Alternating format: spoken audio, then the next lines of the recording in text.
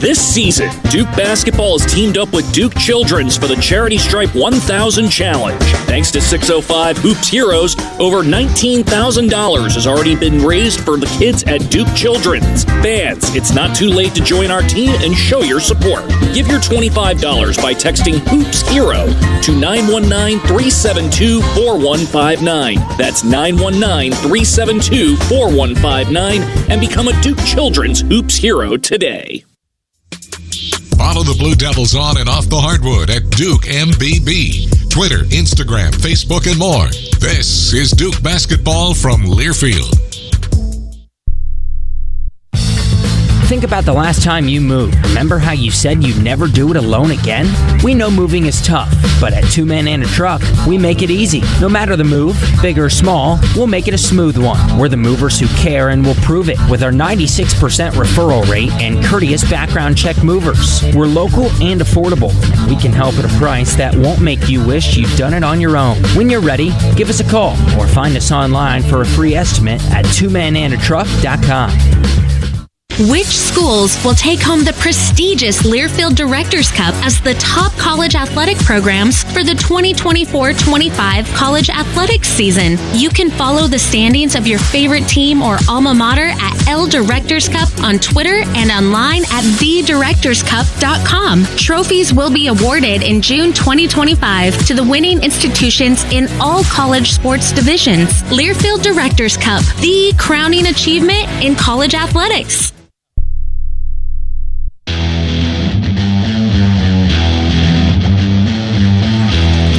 Duke and North Carolina from Charlotte in the ACC Tournament, brought to you today by Valero. It's the fuel you need and the snacks you want, all at Valero. Download the Valero Pay Plus app to enjoy rewards and save on fill-ups.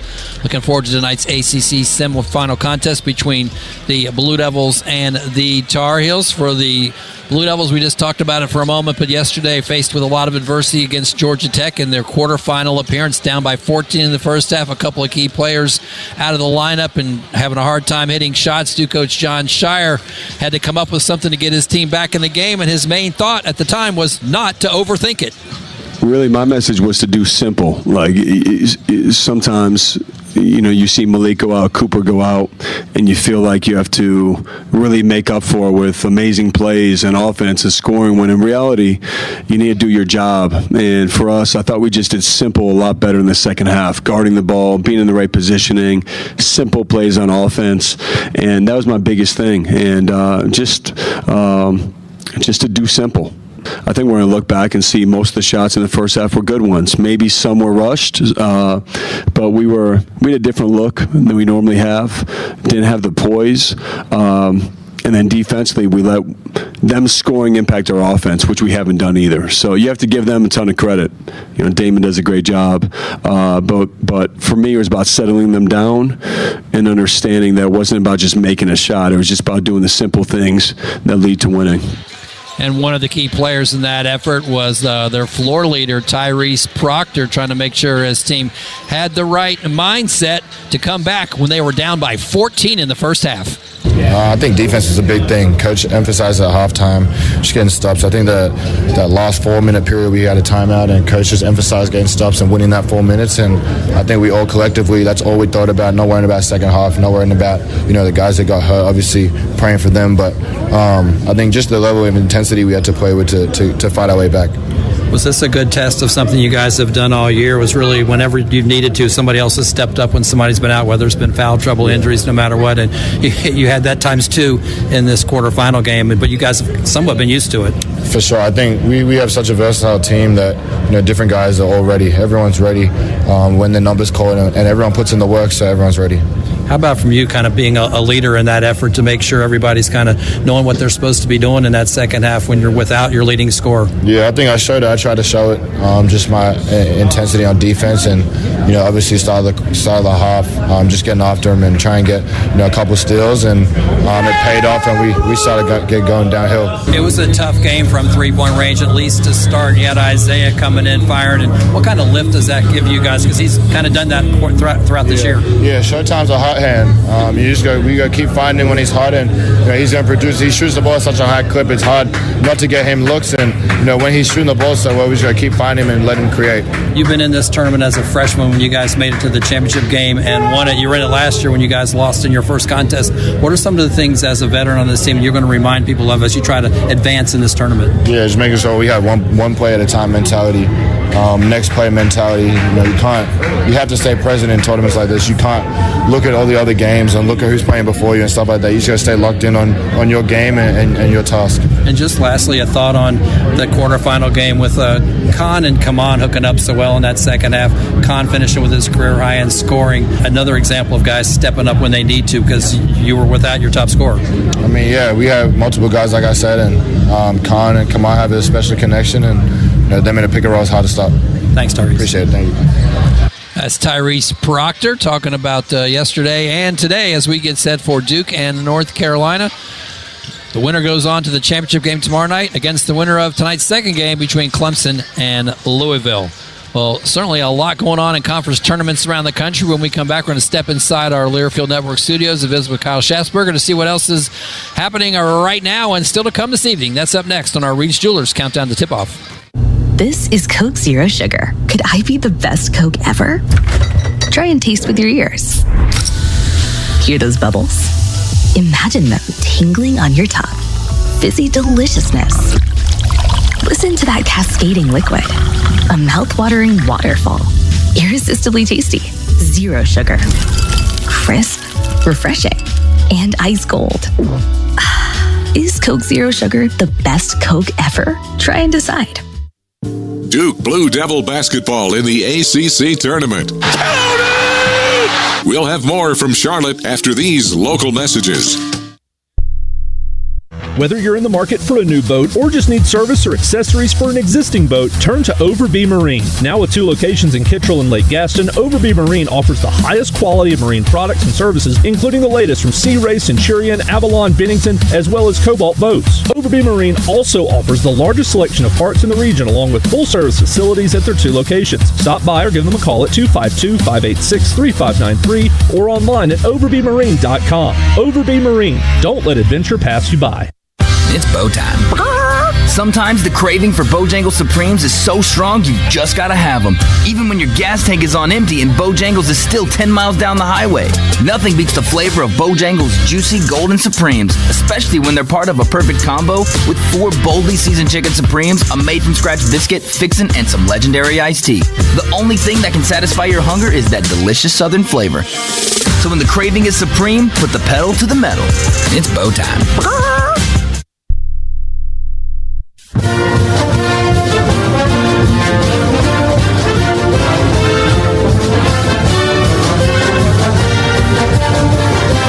Postseason coverage of Duke basketball is presented by Duke Stores. Have you checked out shop.duke.edu? Shop.duke.edu, where real Duke fans shop. Duke and North Carolina on tap with a berth in the ACC Tournament Championship game on the line. Tip-off from Uptown Charlotte is teed up for 7:03. Kyle Schatzberger with you inside Studio 21. It's first of 2 semifinal bouts inside the Spectrum Center. Last night, 3-seeded Clemson held off 6-seeded SMU 57-54. That was after 2-seeded Louisville leaned into the clutch gene of Chunky Hepburn to hold off 7-seeded Stanford late. Edwards, step back, fakes, shoots an off-balance 3, missed it. Rebound to Stanford, glances away to Hepburn, put up and at the buzzer, and Louisville wins! I don't know how Chunky came up with that ball. We've got to see a replay. How in the world did he get that? And the officials are going to look at it.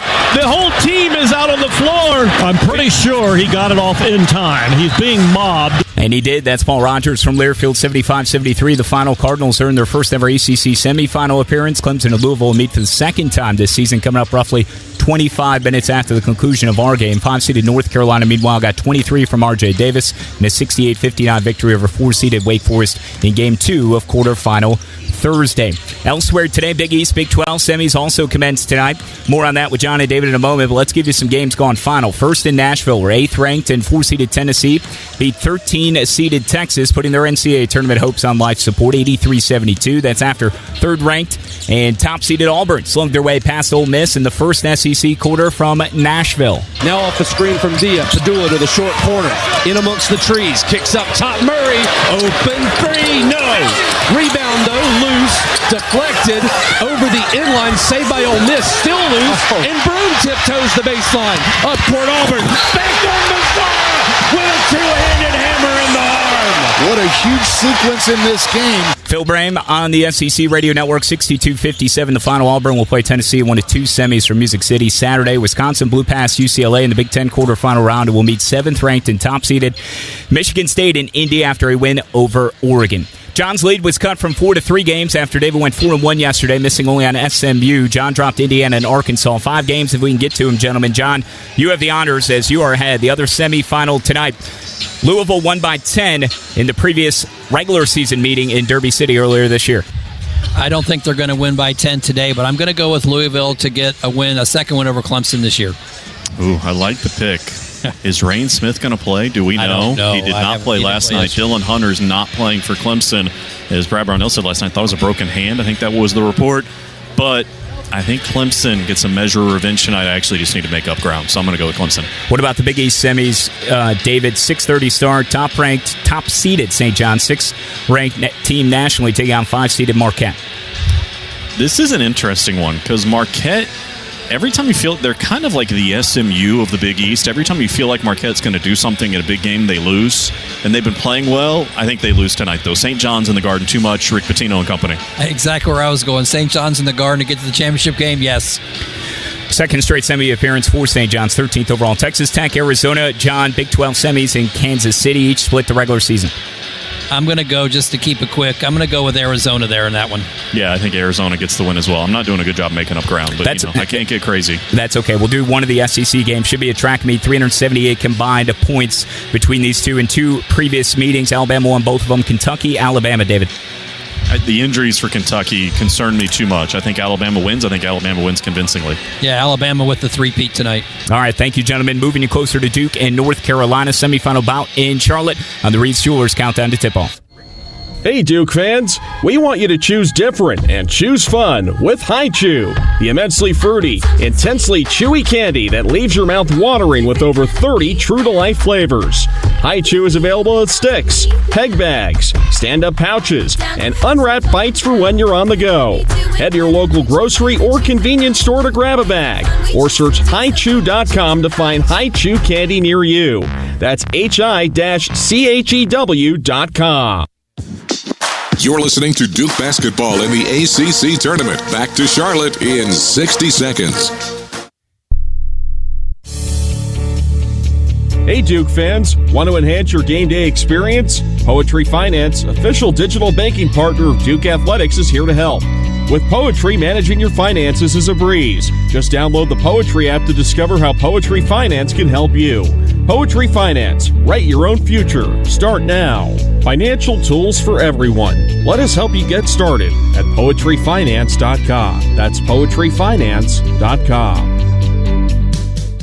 Hi, I'm Megan Gower of Her Hoop Stats. Each week, co-host Rob Joyce and I break down all the latest around women's basketball on the Gower Hour. We analyze what's happened each week, preview what's to come, and talk with guests from around the country to make sure you're covered coast to coast from now all the way through the Final Four in April. Available each week, search and subscribe to Her Hoop Stats in your feed on Apple, Google Play, Spotify, or wherever you get your podcasts, and check out herhoopstats.com for all your women's hoops needs.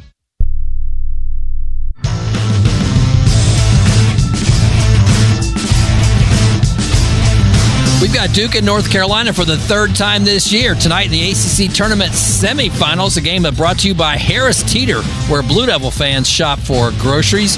North Carolina defeated Wake Forest yesterday to get here, and Duke knocked off Georgia Tech despite a lot of adversity. The Blue Devils got an 8-point win. Here were the highlights.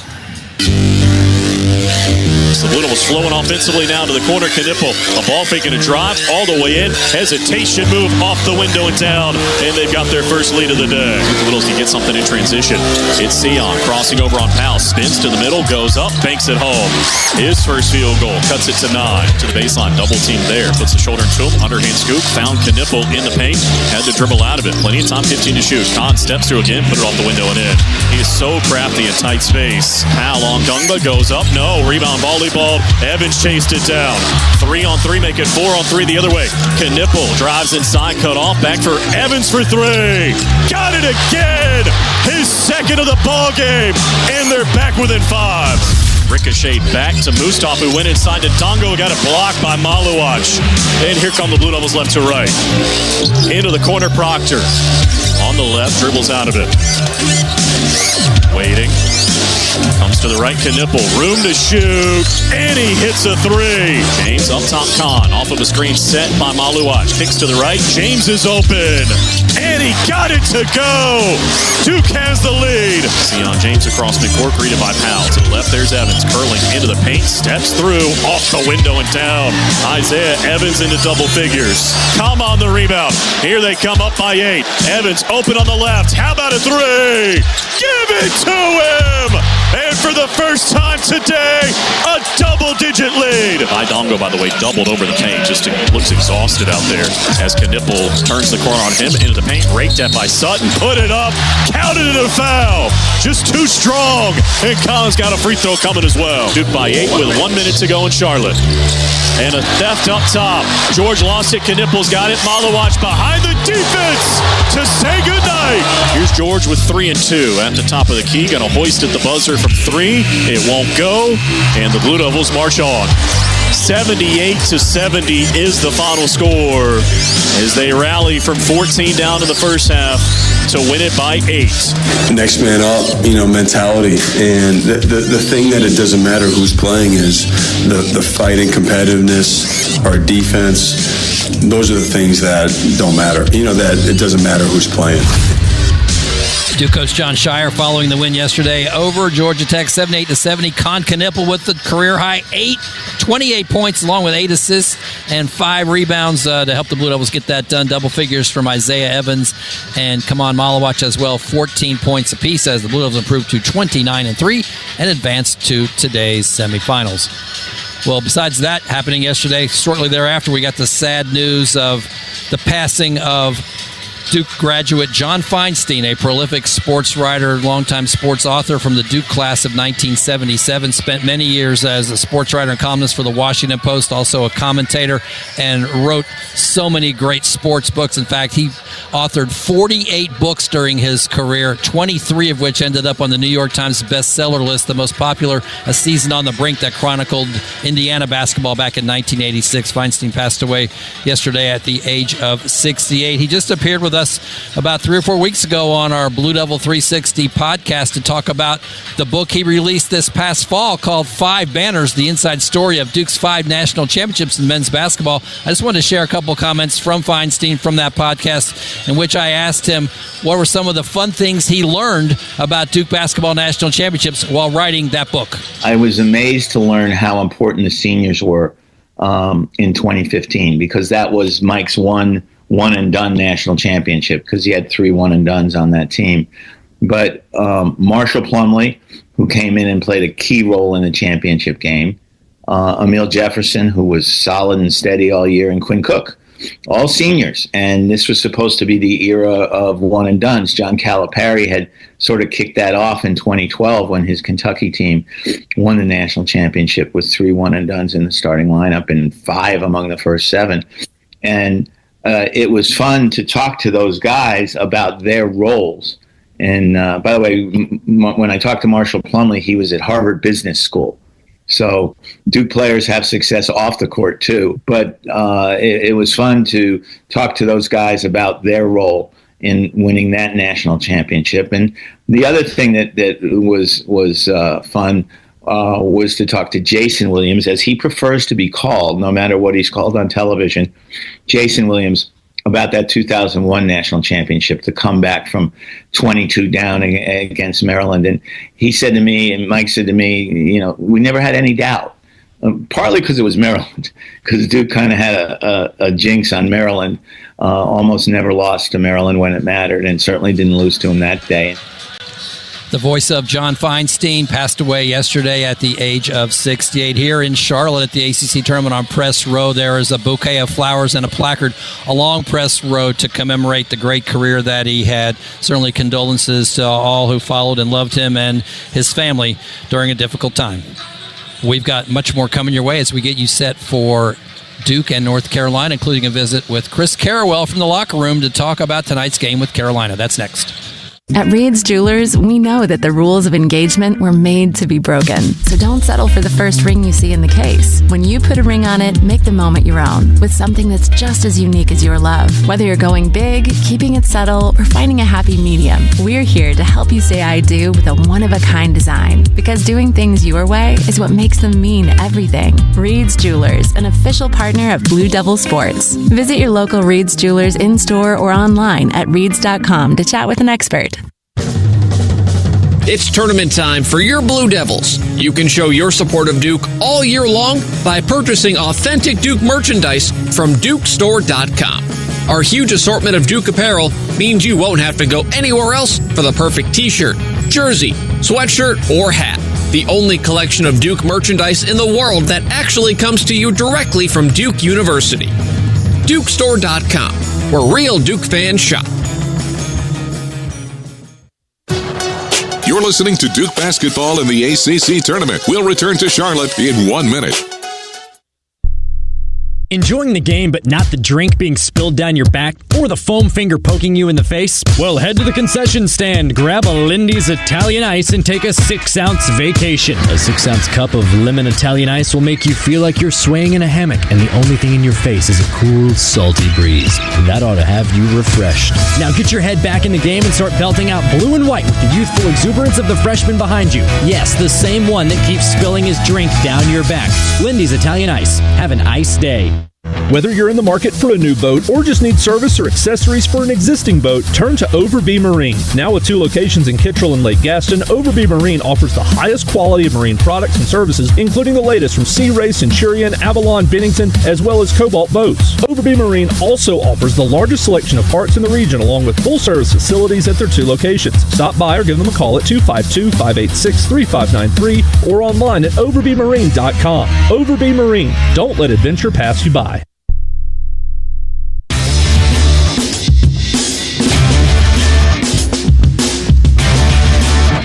Duke and North Carolina in the semifinals of the ACC Tournament, joined now by Duke Associate Coach Chris Carrawell. Duke Carolina just played last Saturday. Could be a different game this time, but when you look at this game at this particular time, what are some imperatives for Duke in this contest to come away with a win? It's the same thing. We just played them, 5 days ago, 6 days ago? Same thing. Transition defense, valuing the ball, trying to get good shots and not turn the ball over is huge, because if you do, it's how they get out in transition. And then we got to do a good job on all their guys, but R.J. Davis is playing like the old R.J. Davis of lately, and it's a tough matchup, but we got to do it with 5 guys. It's one of these games where scouting reports go out the window. Everything, you just got to, it's a rivalry game again. Just got to be ready to, I call it a game where it's kind of like a playground game, where you got to hoop, got to make plays, you got to figure it out, and that's what we got to do tonight. You know some of the things you want to do statistically, strategically, but what are maybe a couple things that are big important to you mentally and emotionally, like to have your team in the right mindset for the game? Just embracing the physicality. We still got to protect our paint and play the way we play. Our defense is sets the tone, and so we got to continue to do that, guard, and then work for good shots. Good offense. They did a great job of pressuring us over there, and we had 10 turnovers in the first half, ended up with 14 for the game. If we take care of the ball and work for quality shots, we'll have our opportunities to get them. Best of luck. Hope to see you in the finals. Go Duke. Duke Associate Coach Chris Carrawell. More from Charlotte in just a moment. You're listening to the Reed's Jewelers Countdown to Tip-Off. This season, Duke Basketball has teamed up with Duke Children's for the Charity Stripe 1000 Challenge. Thanks to 605 Hoops Heroes, over $19,000 has already been raised for the kids at Duke Children's. Fans, it's not too late to join our team and show your support. Give your $25 by texting Hoops Hero to 919-372-4159. That's 919-372-4159 and become a Duke Children's Hoops Hero today. FanDuel Sports Network is your new home for your home team. That's what I'm talking about! Watch all the big hits. Oh, mercy! Big shots. What a dime! Big goals. He scores! All in one place. Are you kidding me? For coverage of Blue Devils athletics, the Carolina Hurricanes, and the Charlotte Hornets, visit FanDuelSportsNetwork.com today and watch all season long. You're listening to Duke Basketball in the ACC Tournament. Back to Charlotte in 60 seconds. It's bow time. Sometimes the craving for Bojangles Supremes is so strong you just gotta have them. Even when your gas tank is on empty and Bojangles is still 10 miles down the highway. Nothing beats the flavor of Bojangles juicy golden Supremes, especially when they're part of a perfect combo with 4 boldly seasoned chicken Supremes, a made-from-scratch biscuit, fixin', and some legendary iced tea. The only thing that can satisfy your hunger is that delicious southern flavor. So when the craving is supreme, put the pedal to the metal. It's bow time. Which schools will take home the prestigious Learfield Directors Cup as the top college athletic programs for the 2024-25 college athletics season? You can follow the standings of your favorite team or alma mater at L Directors Cup on Twitter and online at thedirectorscup.com. Trophies will be awarded in June 2025 to the winning institutions in all college sports divisions. Learfield Directors Cup, the crowning achievement in college athletics.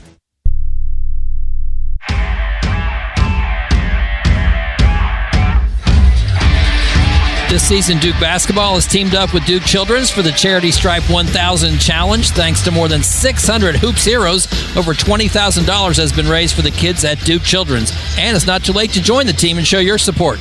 Give $25 by texting Hoops Hero to 919-372-4159 and become a Duke Children's Hoops Hero today. The Duke-North Carolina rivalry back on center stage less than a week after the Blue Devils knocked the Tar Heels off in Chapel Hill last Saturday. Today, the stakes are the ACC Championship game. The winner moves on to that tomorrow night. These two teams have played quite a bit during the ACC Tournament. In fact, 23 previous times. Duke's got a 14-9 record against North Carolina during this ACC Tournament. Now, the last 3 times they met were all in the semifinals, 3 years in a row, 2017, 2018, 2019. Who's going to forget that 2019 game? Zion Williamson, the 31 points right here in this building in Charlotte to help the Blue Devils get to the finals, and then they went on to win the championship that year. So looking forward to seeing Duke and North Carolina, what kind of excitement they can deliver here tonight. Our game will be brought to you by Reed's Jewelers. Reed's Jewelers is your home for fine Swiss timepieces, beautiful diamonds, and the world's most luxurious jewelry brands. Visit your local Reed's Jewelers store or online at reeds.com. Still got much to get to as we make our countdown to tip-off, now at about 22 minutes till the Blue Devils and Tar Heels tip it off. Coming up, we're going to hear from Duke coach John Shire visiting with our David Shoemate to talk about this contest and the state of the Blue Devils going into it. That's all ahead as we continue on our Reed's Jewelers countdown to tip-off. Cut time, cut costs, cut grass. Double your runtime with free extra battery deals on Steel tools and cut through your spring cleaning to-do list. Mow, trim, cut, prune. Do it all with Steel battery. Find your deal at your local Steel dealer or shop online at steelusa.com. Get a free extra battery with select Steel tool set. Set includes battery and charger. Extra batteries up to $160 MSRP value. Offer valid for a limited time only at participating dealers while supplies last. It's tournament time for your Blue Devils. You can show your support of Duke all year long by purchasing authentic Duke merchandise from DukeStore.com. Our huge assortment of Duke apparel means you won't have to go anywhere else for the perfect t-shirt, jersey, sweatshirt, or hat. The only collection of Duke merchandise in the world that actually comes to you directly from Duke University. DukeStore.com, where real Duke fans shop. You're listening to Duke Basketball in the ACC Tournament. We'll return to Charlotte in 1 minute. This is Coke Zero Sugar. Could I be the best Coke ever? Try and taste with your ears. Hear those bubbles? Imagine them tingling on your tongue. Fizzy deliciousness. Listen to that cascading liquid. A mouth-watering waterfall. Irresistibly tasty. Zero sugar. Crisp, refreshing, and ice cold. Is Coke Zero Sugar the best Coke ever? Try and decide. Play ball! It's college baseball season, and we're here to talk about it. Every week, join Kyle Schasberger and me, David Kahn, as we deliver the best of college baseball. We've got all the diamond talk you can imagine, with interviews from coaches, players, broadcasters, and more. Plus, we'll give you our weekly rankings, hot takes, and a whole lot of fun. Step into the batter's box and let us deliver our best fastball. Wherever you podcast by searching College Sports Now.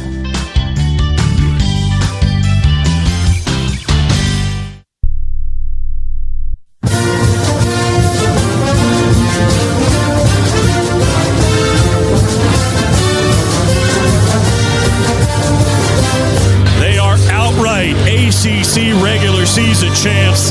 It's important to reflect and understand where you are, but also now we're 0-0. Put it up, count it in a foul. Feels really good getting a 19th conference winning the league, but we also have more to do. Just staying locked in, staying focused.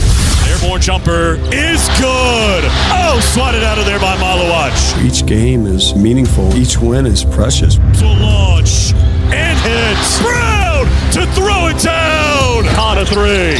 Good. Crossed him over and threw it down. My goodness. What a move in the paint. We've talked about one game at a time with understandings to what the bigger picture is. We're just trying to get better every single day. Job isn't done. Find a way, win the game. Battered and bruised, the Blue Devils fought their way into these semifinals with a gutsy performance yesterday against Georgia Tech. Moments after seeing Malik Brown re-aggravate his shoulder injury, John Shire's group would see the ACC Player of the Year in Cooper Flagg turn an ankle and be done for the day as well. At that point, they were staring at a 9-point deficit in search of answers to a riddle they haven't seen all season, sitting on 17 points through the game's first 17 minutes and knowing any comeback would have to come without their leading scorer. An immediate Georgia Tech 3 made the mood even more ominous with Duke down 29-17. But this is a team that on more than one occasion has shown they are built for moments like that. And so began one of the more remarkable turnarounds of the season. Over the next 7 minutes, bridging the first and second halves, the Blue Devils would outscore Georgia Tech 21-2 with 6 different guys scoring along the way. A blistering run capped by a punch from down under that left the Yellow Jackets staggered and John Shire's group brimming with the confidence of a team on their way to a 9th consecutive win. It was a mentality and a mentally tough performance as we've seen all season. A tenacity that will certainly be needed tonight as they meet the Tar Heels in their 50th ACC semifinal. It's Duke and Carolina, and off we go from Charlotte. On the Blue Devil Sports Network from Learfield, you're listening to Duke Blue Devil Basketball in the ACC Tournament from Charlotte. Blue Devil Basketball is brought to you by Coca-Cola. They say Coke Zero is irresistibly tasty. Does that make it the best Coke ever? Find out for yourself. Reed's Jewelers, your home for fine Swiss timepieces, beautiful diamonds, and the world's most luxurious jewelry brands. Reed's Jewelers, trusted with life's moments. By the Hilton Garden Inn, your home base near Duke University. Duke Health. Duke Health doctors are the official team doctors for Duke Athletics. Learn more at dukehealth.org. And by the Washington Duke Inn, honoring tradition over trend for over 30 years. Still ahead, keys to victory, starting lineups, and the opening tip. This is Duke Basketball from Learfield. He'll fire, and it's good! This is Duke head men's basketball coach John Shire. When it comes to keeping our team healthy, we turn to the team at Duke Sports Medicine. We offer full-service sports medicine care at locations throughout the Triangle, where you can see the same experts used by Duke Athletics. Make an appointment or learn more at dukehealth.org/sportsmedicine. Go Duke. The crowd loves that. Hey, Duke fans! We want you to choose different and choose fun with Hi-Chew, the immensely fruity, intensely chewy candy that leaves your mouth watering with over 30 true-to-life flavors. Hi-Chew is available in sticks, peg bags, stand-up pouches, and unwrapped bites for when you're on the go. Head to your local grocery or convenience store to grab a bag, or search hichew.com to find Hi-Chew candy near you. That's hi-chew.com. For the latest in news, notes, and special content, head to GoDuke.com. This is the Blue Devils Sports Network from Learfield. Let me grab my car keys and we'll roll. We still going to that new bar downtown? Yeah, it's supposed to be fun. Lexi, give me driving directions from home to downtown bar district. Autocorrect. Suggest Uber. Pick up, home. Drop off downtown bar district. No, I'm driving. Suggest the Metro bus. Departing in 12 minutes. Point taken, Lexi. We'll grab a ride. If you drink, don't drive. Decide to ride. Brought to you in partnership by Anheuser-Busch, Mothers Against Drunk Driving, and Uber. Think about the last time you moved. Remember how you said you'd never do it alone again? We know moving is tough, but at Two Men and a Truck, we make it easy. No matter the move, big or small, we'll make it a smooth one. We're the movers who care and will prove it with our 96% referral rate and courteous background check movers. We're local and affordable. We can help at a price that won't make you wish you'd done it on your own. When you're ready, give us a call or find us online for a free estimate at twomenandatruck.com.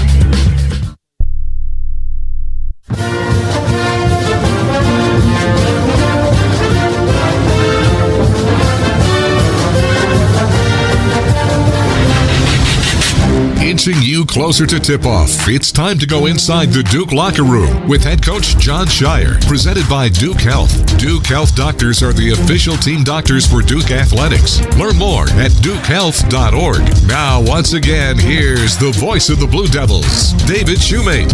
Duke and Carolina here tonight in the ACC Semifinals. And, Coach, before we get to this game, yesterday afternoon, I think you called it at times an out-of-body experience. The injuries, not able to hit a shot in the first half, and then you guys come roaring back with a 21-2 run.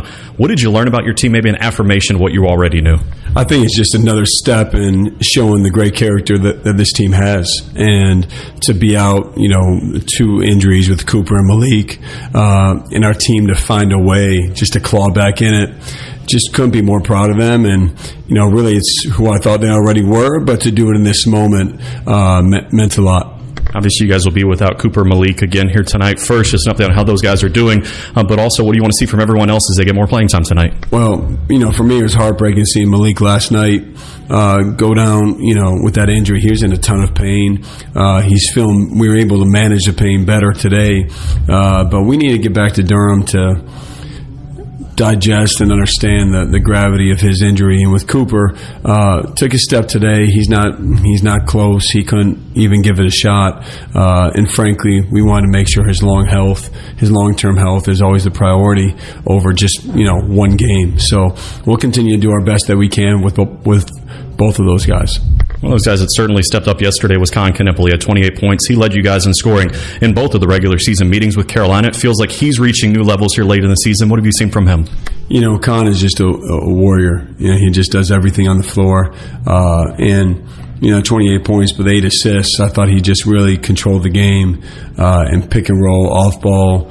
He still, defends, and he makes so many winning things people would consider little plays, or they're not little. They're winning plays. He finds a way to come up with the ball and stick his nose into wherever the traffic is, which is translates to winning. We've talked a lot this season about your guys' defense. More recently, we've been talking about offense. But when you look at yesterday afternoon, we mentioned the 21-2 run. You look at the last meeting with Carolina, you guys only gave up, I think, 13 points in the last 16 minutes of the game. What do you like about the defense and what they've been doing here of late? Well, we've, I think, worn on teams. And although teams are going to go through stretches, they score, at some point we feel if we keep doing the right things, we can turn the water off at some time. And that's been our goal as a unit. The relentlessness by our team to continue to defend, to continue to finish possessions, and we feel like we always have a run in us that we can make. Let's talk about Carolina a little bit. We've been talking about R.J. Davis for years now. They can obviously shoot the three, and he's been on a tear. What have you seen from him? Just that. I mean, he's not missing. I mean, he's as hot as any player we've played all year. From three, he hasn't missed from the foul line, so you have to do a great job of making him shoot tough twos, which is easier said than done. But the discipline by our guards is key, and then the pick and roll coverage of doing our job, stopping the ball with him, is really important. Finally, Coach, I'll let you go on this. This is the program's 50th semifinal in the ACC Tournament. You know what awaits if you win a chance to win a championship tomorrow night. But you guys have played in so many big games already this year. Imagine the guys are ready for this moment. Yeah, it's right where we want to be. And when we're in these moments, I just try to remind our guys of that. This is what you signed up for. This is something that you've earned. And for us, regardless of who's playing, our team is prepared for this. And we're going to rise to the moment and be ready to compete and represent the program the way that it deserves to be represented. Well, Coach, we appreciate the time. Good luck tonight. Thanks, you, mate. Down many ways, streets, and lanes all across America, you'll find Valero. At your go-to gas station, volunteering with local charities, fueling communities 365 days a year, and generally being a good neighbor. So whether you're in Texas, Louisiana, or Tennessee, or right here in Durham, you can always depend on us getting you where you need to be, in life or on the road, right now. Which of us, detective, do you suspect is the millionaire? The evidence is everywhere. Your diamond necklace, Monty's new yacht, and the butler's new convertible. Admit it, you're all Maximilian scratch-off winners. Of course we are. With 25 prizes of $1 million, you could be too. New Maximilian from the North Carolina Education Lottery. Must be 18 to play. Approximate overall odds of winning are 1 in 2.95. Problem gambling helpline 877-718-5543. Duke Blue Devil basketball in the ACC Tournament. Jumps up from three. Give it to him! More from the Queen City after this local break. Whether you're in the market for a new boat or just need service or accessories for an existing boat, turn to Overby Marine. Now with 2 locations in Kittrell and Lake Gaston, Overby Marine offers the highest quality of marine products and services, including the latest from Sea Ray, Centurion, Avalon, Bennington, as well as Cobalt boats. Overby Marine also offers the largest selection of parts in the region, along with full-service facilities at their 2 locations. Stop by or give them a call at 252-586-3593 or online at overbymarine.com. Overby Marine. Don't let adventure pass you by. Enjoying the game but not the drink being spilled down your back or the foam finger poking you in the face? Well, head to the concession stand, grab a Lindy's Italian Ice, and take a 6-ounce vacation. A 6-ounce cup of lemon Italian Ice will make you feel like you're swaying in a hammock, and the only thing in your face is a cool, salty breeze. And that ought to have you refreshed. Now get your head back in the game and start belting out blue and white with the youthful exuberance of the freshman behind you. Yes, the same one that keeps spilling his drink down your back. Lindy's Italian Ice. Have an ice day.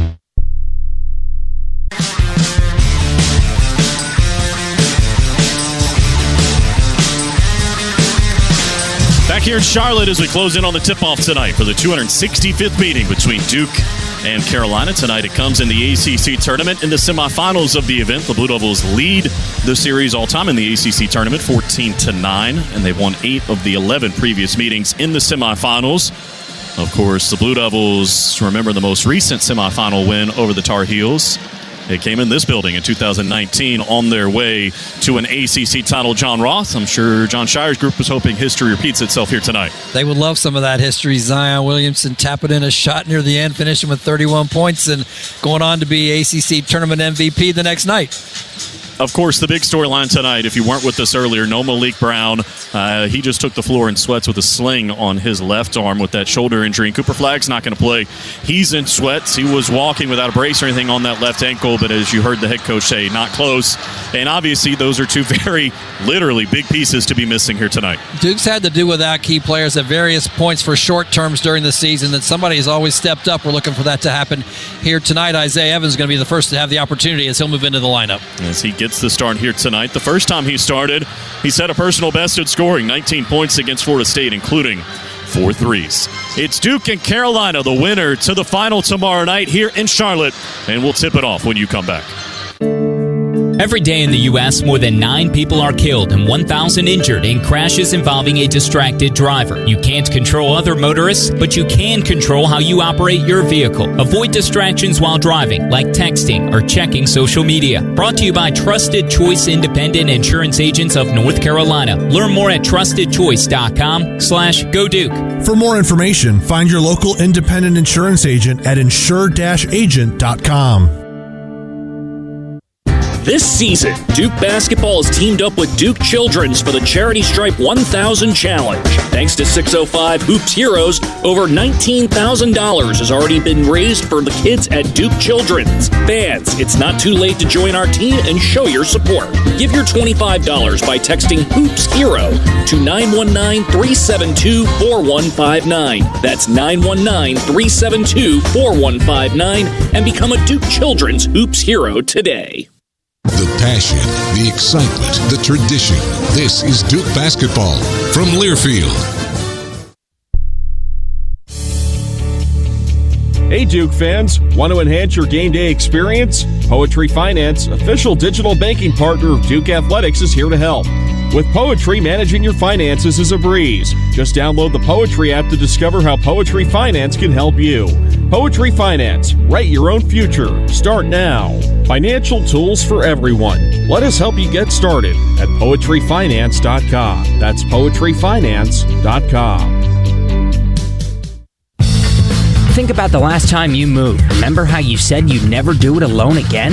We know moving is tough, but at Two Men and a Truck, we make it easy. No matter the move, big or small, we'll make it a smooth one. We're the movers who care and will prove it with our 96% referral rate and courteous background check movers. We're local and affordable, and we can help at a price that won't make you wish you'd done it on your own. When you're ready, give us a call or find us online for a free estimate at twomenandatruck.com.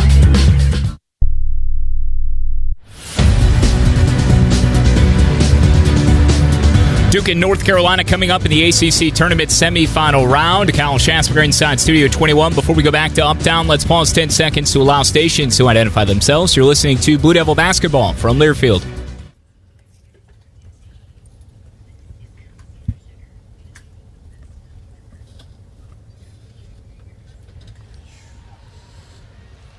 Couple quick updates before we go inside the Spectrum Center. St. John's, number 1 seed in the Big East Tournament Semifinal round. They get jumped for a 24-9 start by Marquette. Johnny's now working from behind, down 7 midway through the first half.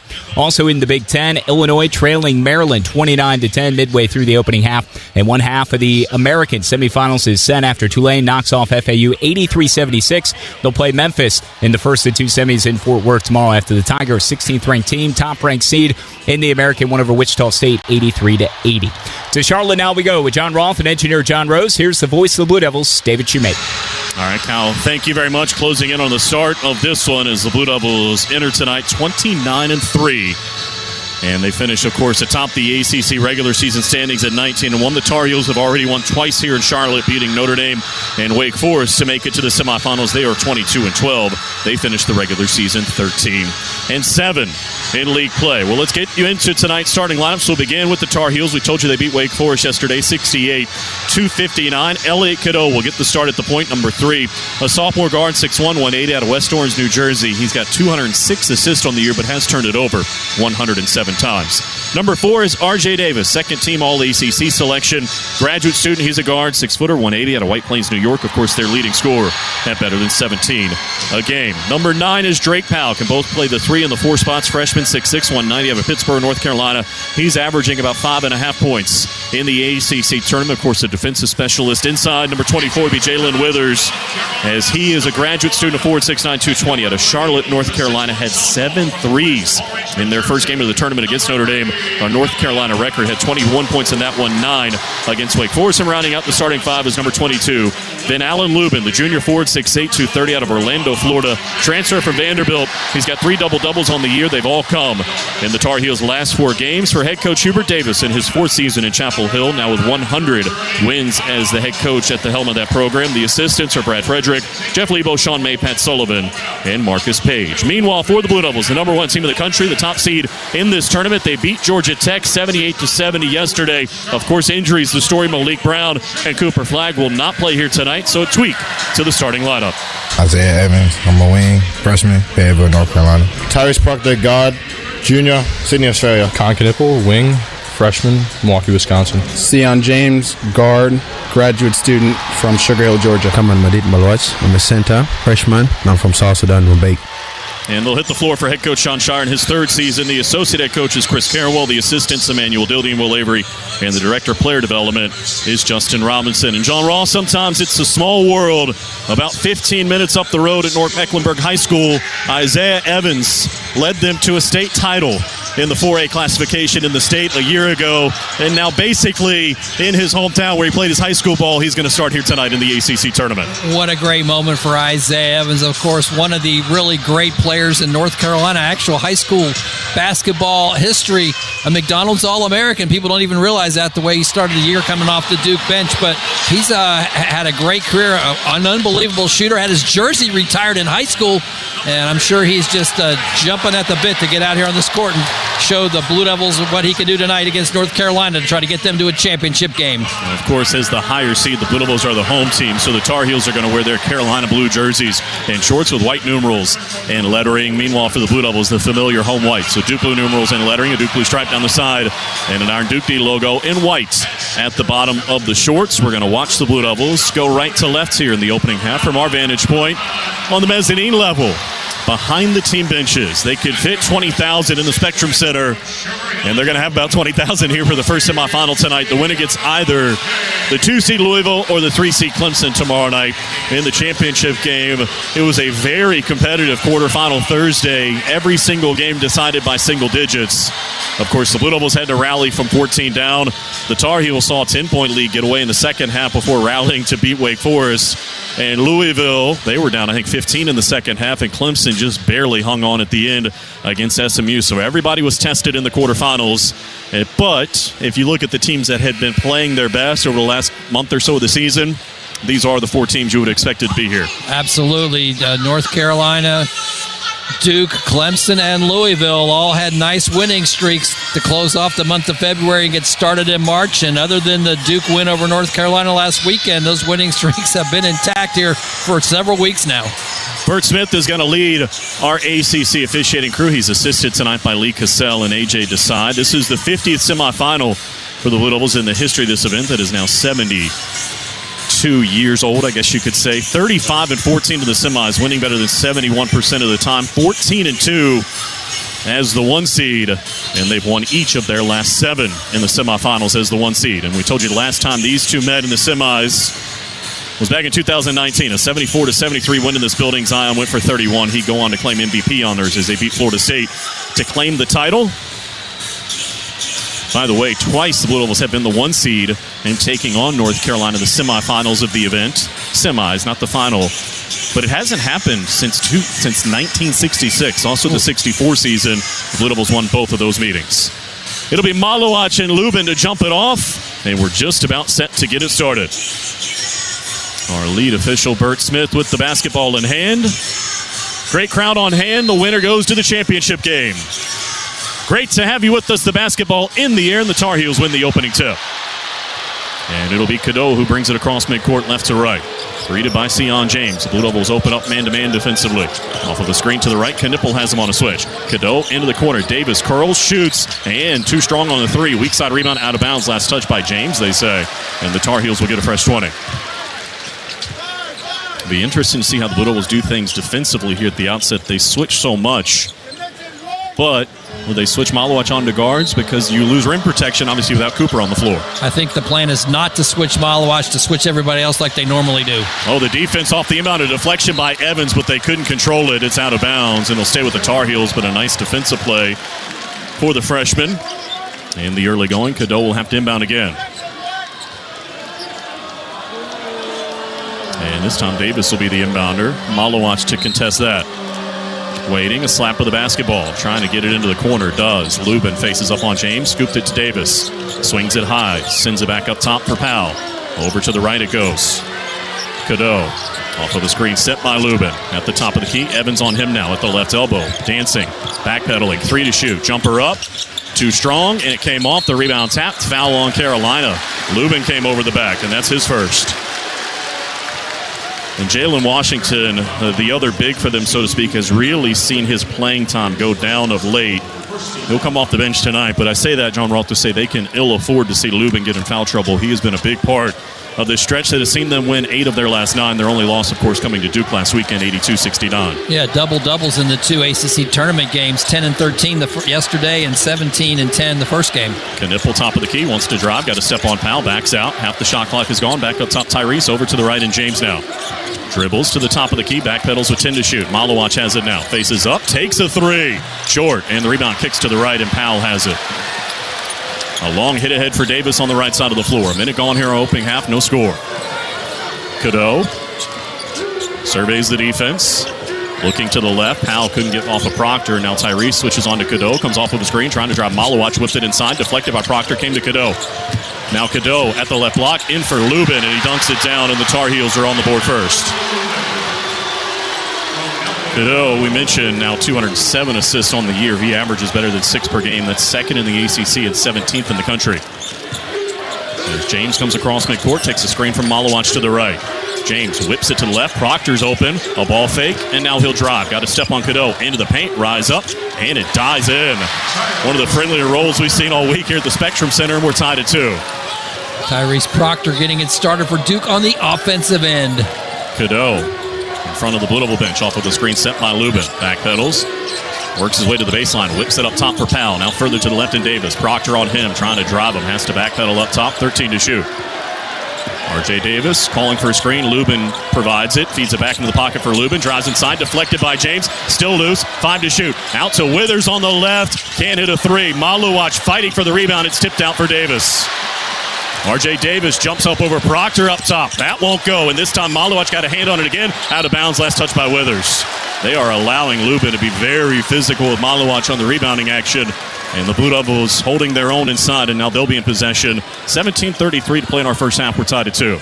One of the key words for the Blue Devils in this game, regardless of calls, regardless of situations, is to be tough. It's been their identity all season long. Proctor in the paint, rises up, too strong on the jumper this time, and Withers out of there with it. Racing across midcourt, left to right, turns the corner on Knipple, drives inside. Kahn got a hand on it, whistle, tie up, and the Blue Devils will have it on the alternating possession. A nice defensive play by Knipple in the early going. And with 7:16 to play here in the first half, still tied at 2. It's been a half-court game, mostly, John Roth. That was one of the things to be interesting to see here tonight. Of course, over the years, you think about North Carolina, they like to run, but this is their 3rd game in 3 days. Of course, the Blue Devils like to get out and run, too. Yeah, I don't think the Blue Devils are going to be worrying about fatigue. North Carolina might be, having playing their 3rd time in 3 days. Proctor on the right, looking for space on Davis. Backpedals, feeds Malawach at the top of the key. Common to the right, Knipple. A step on Powell to the baseline. Has some space, back up top for Evans. He'll launch. Can't hit a 3, whistle and a foul. He'll shoot 3 as Cadeau picks up his first.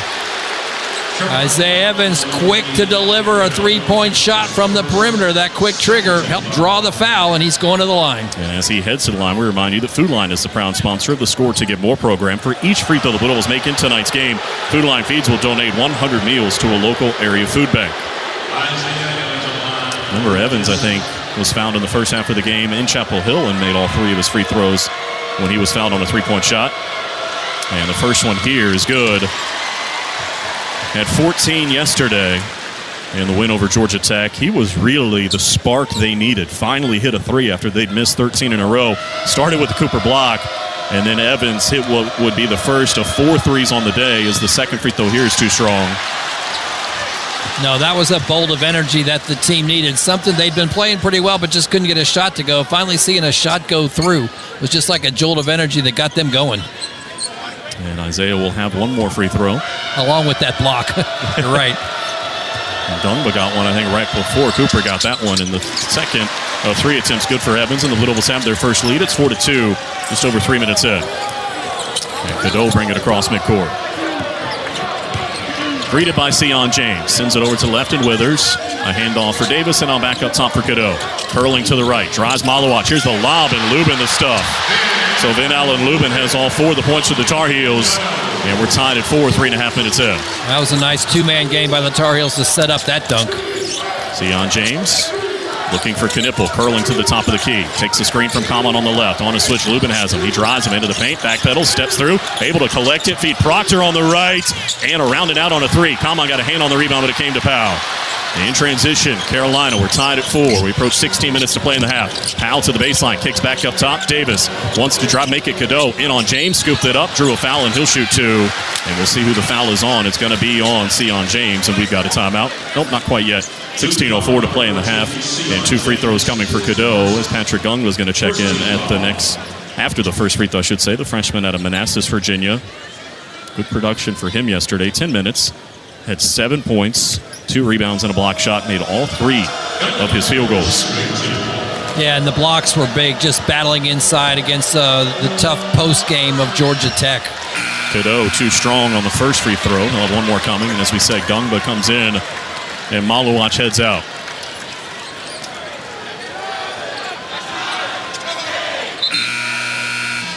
Probably wouldn't be long before we see Mason Gillis into the ball game either. Caleb Foster, we expect to see a lot of here tonight, as Jalen Washington is first off the bench for the Tar Heels. He relieves Lubin. Second free throw for Cadeau. Got that one, and the Tar Heels are back in front, 5-4. Duke assistant coach Emmanuel Dildy in intense conversation with Kaman Malawach after he comes out of the game to get some words of wisdom from the Duke bench. James drives the right baseline. Ran into by Cadeau, who reached in and picked up number 2. James will be at the free throw line when we come back, as Cadeau has picked up 2 fouls in the first 4 minutes. 15:55 to play in our first half. The Blue Devils trail at 5-4. Oh, what a great camping trip for the Williams family. It was epic, Zach. And this week's MVP was their 2024 Ford Bronco SUV, Matt. Absolutely. It hauled everything and everyone to this great spot by the lake. And get them back in time for the big game. Yeah, let's go! Let's go. With the Ford Bronco or Bronco Sport SUV on your team, it's game on. For the latest offers, go to buyfordnow.com or see your Carolina Ford dealer today. He'll fire, and it's good! This is Duke head men's basketball coach John Shire. When it comes to keeping our team healthy, we turn to the team at Duke Sports Medicine. We offer full-service sports medicine care at locations throughout the Triangle, where you can see the same experts used by Duke Athletics. Make an appointment or learn more at dukehealth.org/sportsmedicine. Go Duke. The crowd loves that.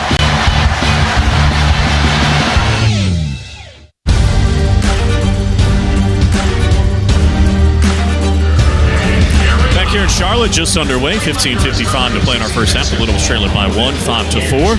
And tonight's game between Duke and Carolina is presented by Duke Stores. Visit shop.duke.edu, where real Duke fans shop.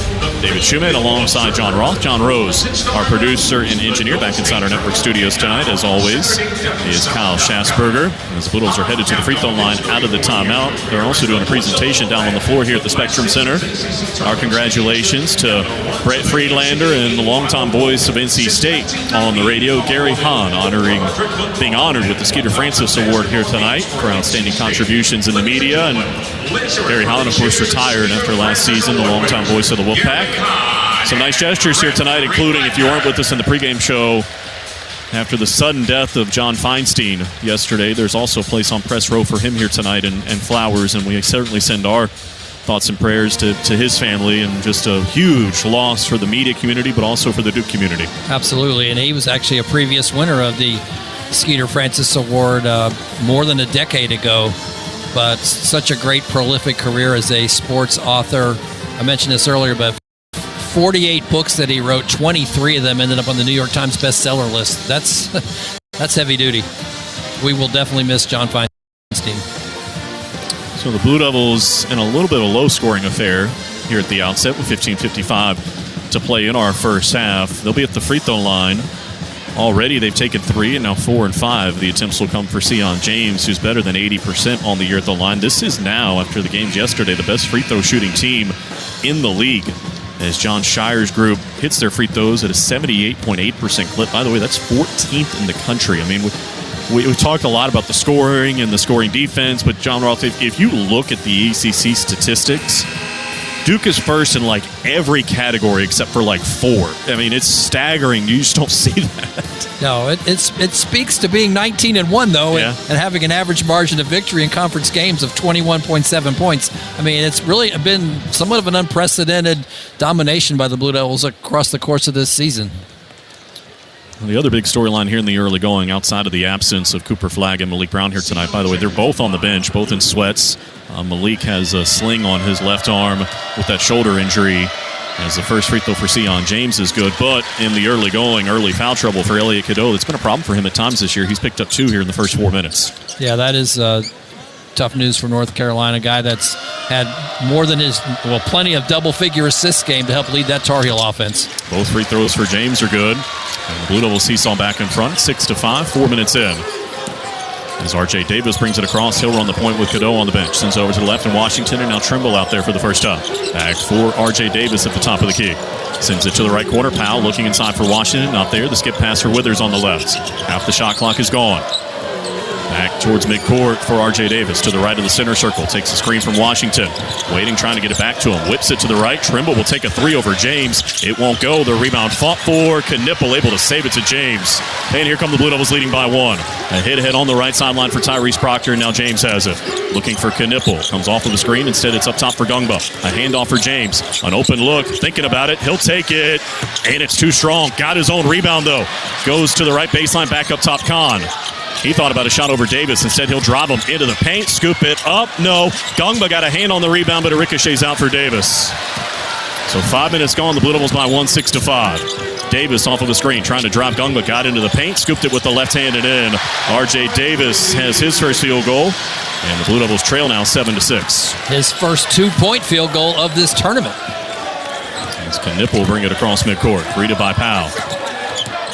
Looking for some space. Surveys the defense. Spins to the left. Waiting. Bounces one for Gungba at the top of the key. Washington all over him. Sends it to the right and Sion James.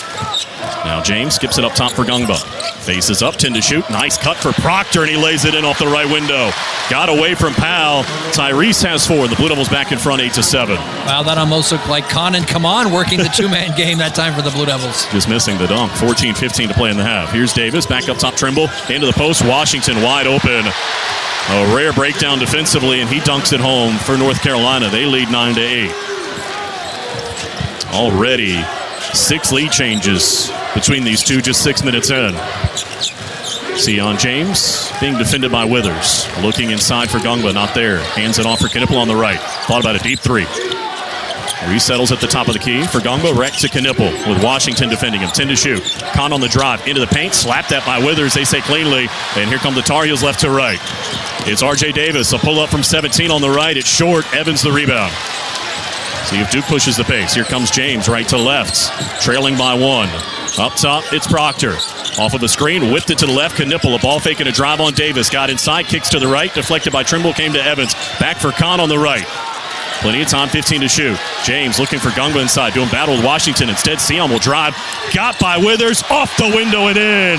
James has 4, and the Blue Devils have the lead. It's 10-9. What a great offensive possession. Ball movement all over the court, and then a terrific drive by James to finish it off. We approach 13 minutes to play in our first half. Boy, Washington and Gungba doing battle at the top of the key. It looked like Gungba got hit in the face, but he's going to pick up the foul. His first, the second on the team. The Blue Devil bench in disbelief, and the officials are over talking to associate coach Chris Carrawell and head coach John Shire. And now the 3 officials might go to the monitor. They're huddling up in front of the Blue Devil bench. John Roth is getting a look at a replay. We'll see what he thinks here as the 3 officials continue to talk. By the way, Caleb Foster's in there for the first time, the sophomore out of Harrisburg, North Carolina. If they talk this long, they're probably going to look at it, and they will. There was a lot of hugging going on in there, and Washington did tap Gungba on the top of the head. I'm not sure this is going to merit much more, though. And while they look, we remind you that Blue Devil Basketball is brought to you in part by Coca-Cola. Crisp, refreshing, and irresistibly tasty. Is Coke Zero Sugar the best Coke ever? Try and decide. There's some humor in Hubert Davis being upset that they're going to look at a replay because he screamed for about 17 replays yesterday in the game against Wake Forest. As we get another look, I mean, he hit him in the face, John. He did. didn't look like he was trying to knock him down or anything, but, It also didn't look like a basketball play. The question is it enough to rise to the level of a flagrant foul? And Gongba basically had to close his eye and keep it shut, and is getting it worked on right now on the sideline. I will say, within all of that, regardless what they come up here, just on the action we saw, I have no idea how you come up with a foul on Patrick Gongba on what we saw in the replay. Okay, yeah. There's that part, yeah. If anything, it's like you said, two guys fighting for space, and then Gongba gets whacked in the head, as you said. Probably no intent there. Yeah, they're just but I'm not quite sure what they saw to draw the foul. To me, trying to extricate themselves and stuff happens, but, anyway. And Bert Smith and A.J. Desai at the monitor with 13 minutes to go in the half. They're showing the replay here at the Spectrum Center, and the Blue Devil faithful are reacting to the swipe from Washington.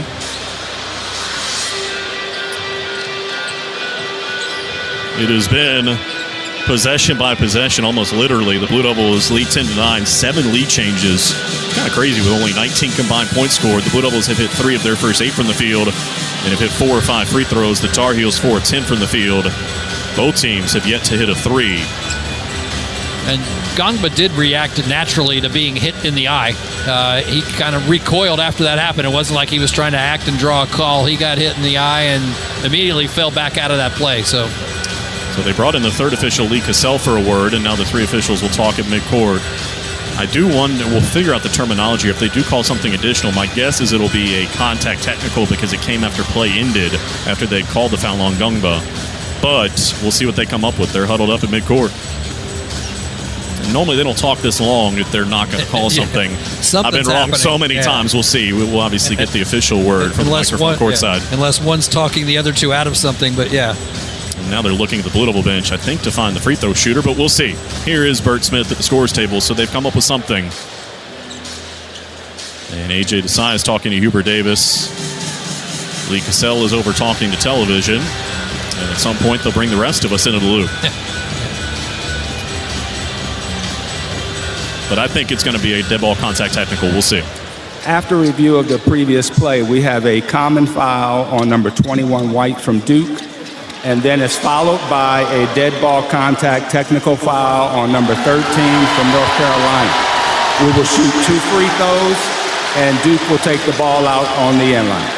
And because it's a contact technical foul instead of a flagrant foul, you get to pick the free throw shooter. Just has to be somebody that was on the floor. If it was a flagrant foul, Gongba would have to shoot the free throws.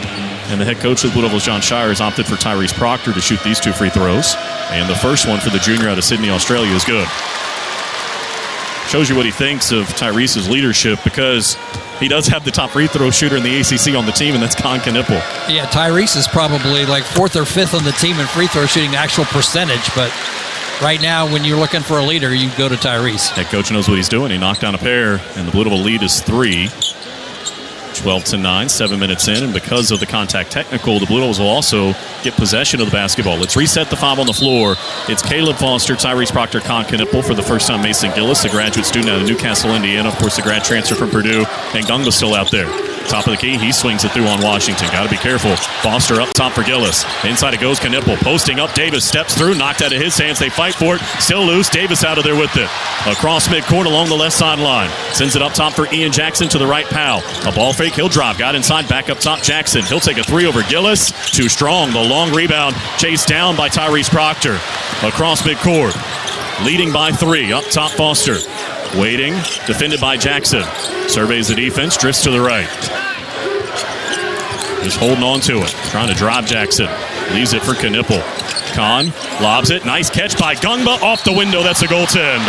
Nice aggressive move to the bucket. Gongba has his first field goal. And the Blue Devils have scored the last 6, and they lead by 5. Yeah, once again, another good offensive execution by the Blue Devils and trying to attack inside. Gongba getting a piece of the paint, and the Blue Devils going right to him. Hubert Davis very animated along the sideline, screaming at the officials. And they're going back to the monitor. They're going to make this the media timeout. 12:15 to go. We'll step aside with the Blue Devils up 14-9. Which of us, detective, do you suspect is the millionaire? The evidence is everywhere. your diamond necklace, Monty's new yacht, and the butler's new convertible. Admit it, you're all Maximilian scratch-off winners. Of course we are. With 25 prizes of $1 million, you could be too. New Maximilian from the North Carolina Education Lottery. Must be 18 to play. Approximate overall odds of winning are 1 in 2.95. Problem gambling helpline 877-718-5543. Duke basketball in the ACC Tournament. Got him! To throw it down off the inbound! More from the Spectrum Center after this local timeout. It's bow time. Sometimes the craving for Bojangles Supremes is so strong you just gotta have them. Even when your gas tank is on empty and Bojangles is still 10 miles down the highway. Nothing beats the flavor of Bojangles juicy golden Supremes, especially when they're part of a perfect combo with 4 boldly seasoned chicken Supremes, a made-from-scratch biscuit, fixin', and some legendary iced tea. The only thing that can satisfy your hunger is that delicious southern flavor. So when the craving is supreme, put the pedal to the metal. It's bow time.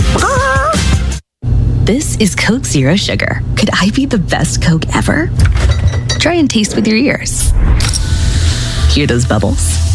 Imagine them tingling on your tongue. Fizzy deliciousness. Listen to that cascading liquid. A mouth-watering waterfall. Irresistibly tasty. Zero sugar. Crisp, refreshing, and ice cold. Is Coke Zero Sugar the best Coke ever? Try and decide.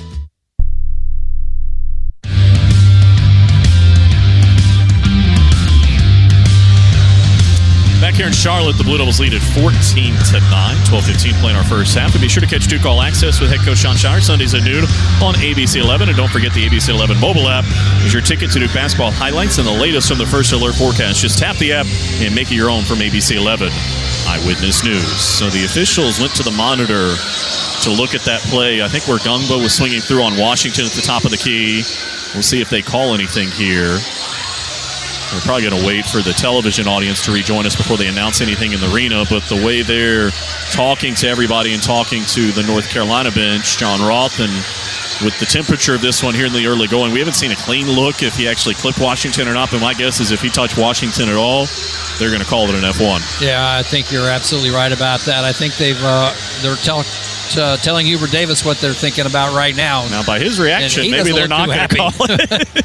I haven't seen anyone go to the Duke bench yet, but maybe they have. Oh, no, they have not gone to the Duke bench yet. Duke coach John Shire has his team completely surrounding him as he's going over strategy while Hubert's spending his time talking to the officials. So maybe I'm wrong. I think we're about to hear, though. The lead official normally makes the announcement, and Bert Smith is getting an earful from the head coach of the Tar Heels right now, so it's going to take him a second to come over and call anything. And now Lee Cassell and Bert Smith are talking, and now Hubert Davis has peeled away, and we'll see what our lead official has to say. After review of the previous play, there was no violation. And now we understand the reaction. Wow. I will say Bert Smith gave Hubert Davis a lot of rope there. Wow.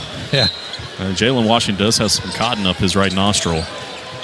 But they determined nothing there. Meanwhile, the Blue Devils playing defense now, leading by 5. As Proctor and Jackson get tangled up. Now Jackson comes out to midcourt to claim it. A handoff for R.J. Davis off of a screen sent by Lubin. Davis lobs it to the left. Trimble driving Knipple, and there's the foul. Kind of knew that was coming as Kahn gets called for the hip check. The third on the team, and the first on Kahn Knipple. What do you think? Tight whistle the rest of the way? At least through the half.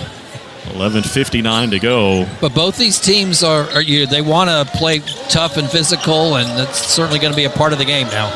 As Davis waiting to inbound, having a hard time, going to have to burn a timeout as he couldn't inbound it, and will break for 30 with the Blue Devils leading by 5. It's tournament time for your Blue Devils. You can show your support of Duke all year long by purchasing authentic Duke merchandise from DukeStore.com. Our huge assortment of Duke apparel means you won't have to go anywhere else for the perfect t-shirt, jersey, sweatshirt, or hat. The only collection of Duke merchandise in the world that actually comes to you directly from Duke University. DukeStore.com, where real Duke fans shop. Back here in Charlotte, the Blue Devils leading 14-9, 11:59 to go. The Tar Heels having to burn timeout because they haven't been able to get it in. And defense has been the order of the day, John Roth. The Blue Devils have held the Tar Heels below 40% shooting so far, 4 of 11 from the field, and North Carolina's missed their first 5 from 3. Davis has it now off the inbound along the left sideline. Gillis has him on a switch. R.J. Davis sends it over to the right, and Ian Jackson looking to penetrate with Knipple defending. Crossed him over, wants to drive. Backpedals, launches from 3. It wouldn't go. Gungba, one-handed rebound, able to save it to Foster. What a strong rebound for Patrick Gungba. And now Caleb at the top of the key. Sends it for Proctor off of a screen. Probing. Had Gungba open for just a moment. Sends it to the right and Foster. Back to the left, Proctor. He'll launch. And the 3 wouldn't go. The rebound inside for Trimble. The Blue Devils have missed their first 4 from outside.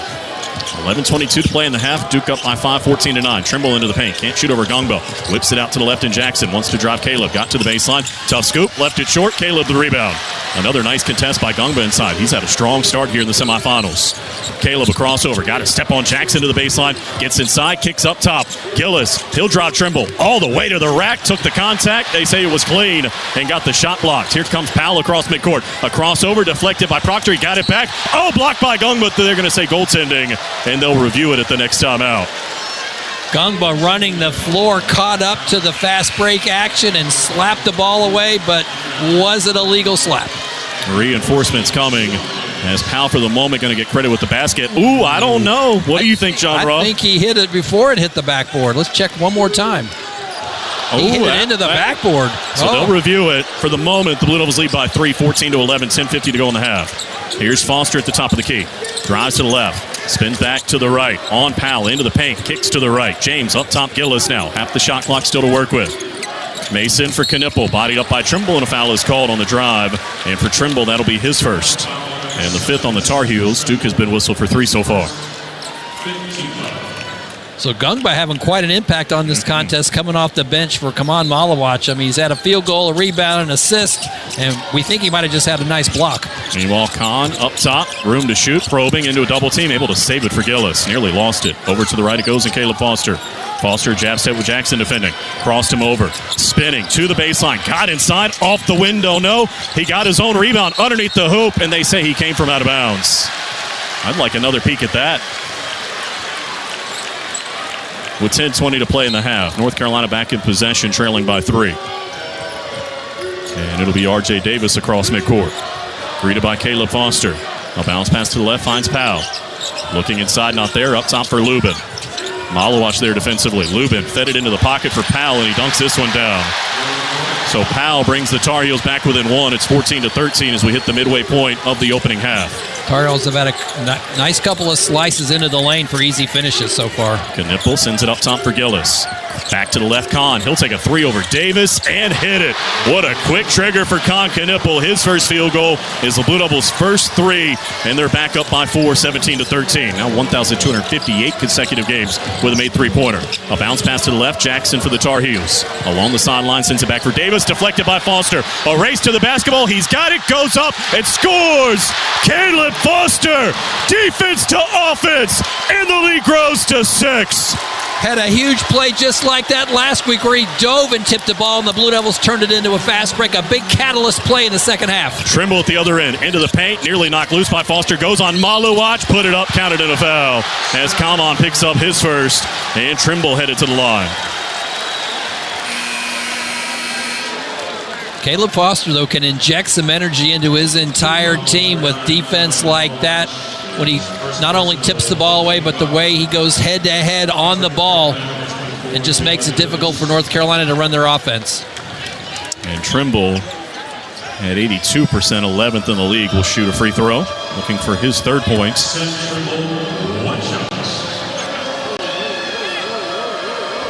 And the Menominee Falls, Wisconsin product.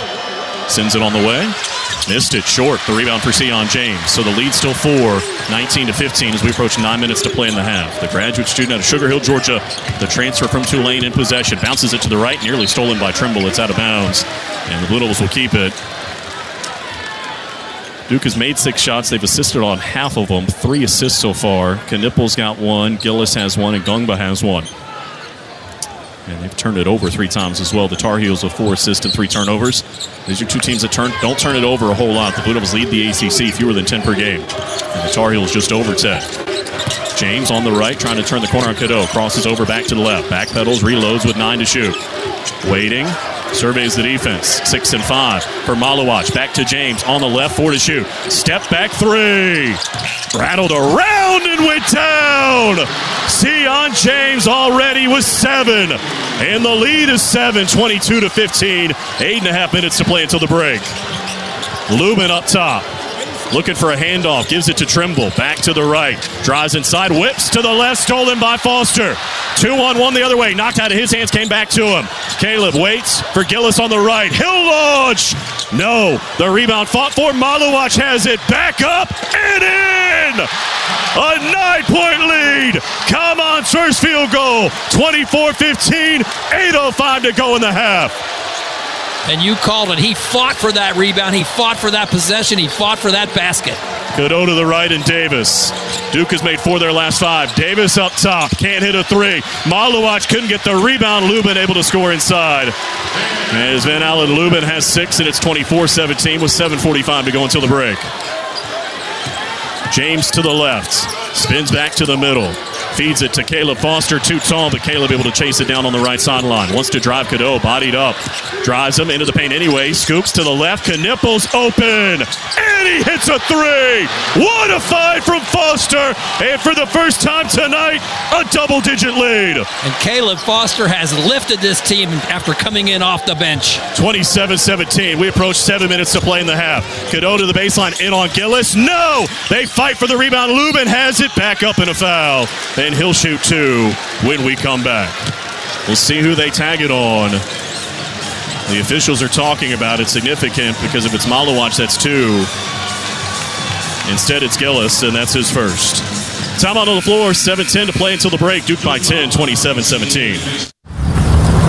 Down many ways, streets, and lanes all across America, you'll find Valero at your go-to gas station, volunteering with local charities, fueling communities 365 days a year, and generally being a good neighbor. So whether you're in Texas, Louisiana, or Tennessee, or right here in Durham, you can always depend on us getting you where you need to be, in life or on the road, right now. Let me grab my car keys and we'll roll. We still going to that new bar downtown? Yeah, it's supposed to be fun. Lexi, give me driving directions from home to downtown bar district. Autocorrect. Suggest Uber. Pick up, home. Drop off downtown bar district. No, I'm driving. Suggest the Metro bus. Departing in 12 minutes. Point taken, Lexi. We'll grab a ride. If you drink, don't drive. Decide to ride. Brought to you in partnership by Anheuser-Busch, Mothers Against Drunk Driving, and Uber.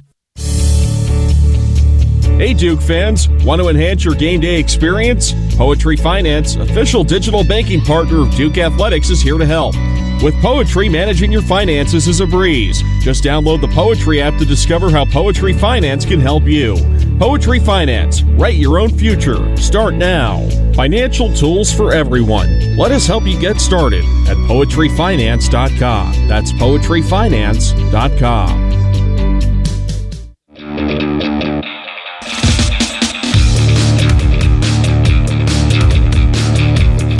Blue Devils have gotten hot from the floor, knocking down 5 of their last 6 shots and built out a 10-point lead over North Carolina. Caleb able to chase it down on the right sideline. Wants to drive Cadeau, bodied up. Drives him into the paint anyway. Scoops to the left. Knippel's open. And he hits a 3. What a find from Foster. And for the first time tonight, a double-digit lead. And Caleb Foster has lifted this team after coming in off the bench. Knippel with 6 points. Sion James with 7. John Rolfe has looked at some more of the numbers with 7:10 to go in the opening half. All right, thanks a whole lot, Kyle. The stats brought to you by Steel. Trusted steel power in the palm of your hand. Visit your local Steel dealer or shop online at steelusa.com.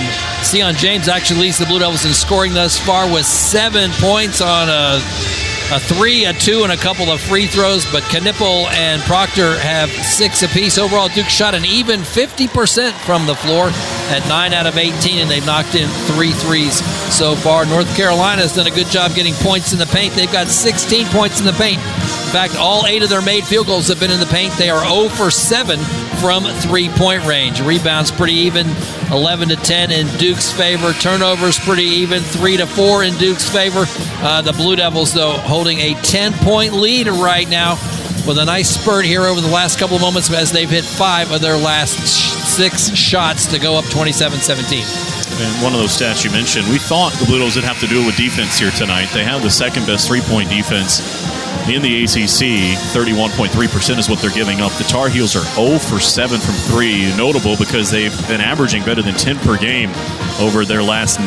95 of 213 coming in, 44.6%. For perspective, prior to that, they're really struggling from outside. 32.3%, on pace to be one of the worst shooting teams from 3 in their program's history, but they have been on a tear as of late. But tonight, 0 for 7, and Davis, who had made 21 of 36 over his last 6 coming in, 58%, has already missed 3, but they are at the free throw line out of the timeout. By the way, they went to the monitor at the timeout and looked at that goaltend call that we thought wasn't a goaltend on Gungba, but they stayed with the call on the floor. So the bucket did count for Powell. Meanwhile, Lubin's first free throw is good, and he's got 7 of the 18 for North Carolina. He brings them back within 9. Yeah, North Carolina continuing on the threes here in this tournament. 8 for 22 yesterday as a team. The day before, though, 13 out of 28 against Notre Dame. And 7 of those, as we told you earlier, came from Withers. Is the second free throw for Lubin is good. So it's 27-19. The Blue Devils by 8. They've made 5 of their last 6 from the field, and we approach 7 minutes to play in the half. Con Knippel, the freshman out of Milwaukee, out there with Tyrese Proctor, Patrick Gungba, Sion James, and Isaiah Evans back on the floor. Gungba looking inside, spins, hands it off to Tyrese. Keeps the pivot foot, fed it to Gungba in the paint, kicks to the right, Knippel a 3. What a find! And down the hatch it goes as the lead grows to 11. At the other end, it's Withers on the drive on. Gungba got it blocked! What a rejection! He's going to get called for a travel, and the Tar Heels will get it back, but my goodness, he engulfed that basketball. And that's one of the toughest calls in basketball. A great block. He falls down on the ground, ends up on his backside, and throws the ball away, but his feet must have moved a little bit. Oh my goodness. Davis to inbound on the right baseline. Waits, sends it for Lubin. Evans defending him. Right side of the paint. Back up top. Cadeau refeeds the post. Stolen by Evans. 3 on 2 the other way. Isaiah for the trailer James. Waits going to reset the offense. Gungba comes to set a screen. They bounce it to Pat up top. Swings it low on Withers. Whistle. Offensive foul off the ball. Who's it on? It's on James, and that's his second. He was away from the play, so we didn't get a look at it. But the Tar Heels will be back in possession, trailing by 11, 30-19 with 6:21 to play in the half. I think it was part of his attempt to cut across the baseline and collided with the defender. His second, 6 on the team. Sion will stay out there. He's the first with 2 for John Shire's group. Cadeau playing with 2 fouls, sends it to the right, and R.J. Davis. Now back up top for Cadeau. We're down to 15 on the shot clock. He's just holding between the rings. Looks to the right. Davis off with a curl, trying to drive Knippel. Backpedals, can't shoot over him. 10-9. Crossed over, drives again to the baseline, fades away. Tough 2, hit it. That is a very difficult shot for R.J. Davis, and he's got 4. And it's 30-21 with under 6 minutes to play in the half. And I imagine those are the shots you're okay with him taking. Tough 2s and fading away at that. That's exactly the shot they want him to take, and just don't foul him. Evans up top, Knippel again. Kahn looking to the right, feeds the corner. Evans will take it.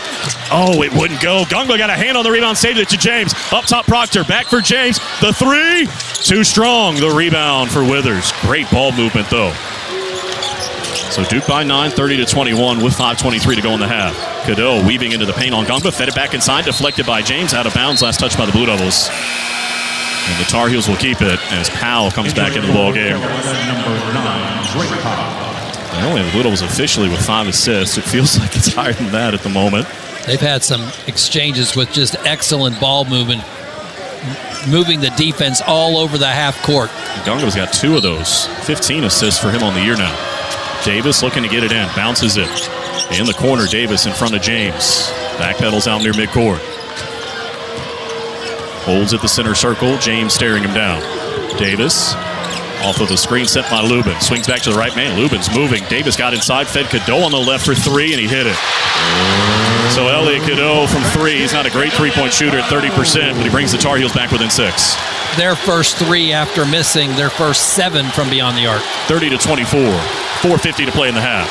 Gungba Able to catch in tight space up top. Swings it low on Lubin. Drives him into the paint. Steps through. Off the window and in. What a strong drive for Pat. He came to play. He's got 4 and the lead's back to 8. 32-24. 4.5 minutes to play until the break.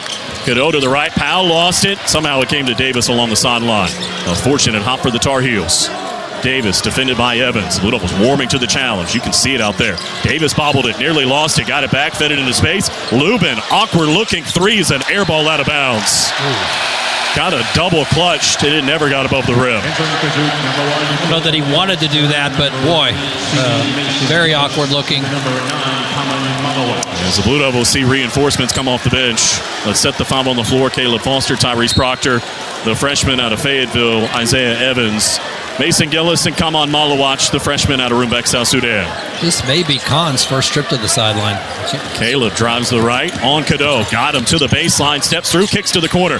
Gillis a ball fake and a drive. Got into the paint to the right. Caleb will take it. Oh, got his own rebound though as he was short on a 3. Plenty of time, 20 to shoot. He'll drive Cadeau. Spin inside, bobble it, go up, draw the foul. He'll shoot 2, and that's 3 on Elliot Cadeau, and that is all Caleb Foster. Caleb Foster working that possession on the drive, on the pass, on the catch, and then drawing the foul as he tried to finish at the rim.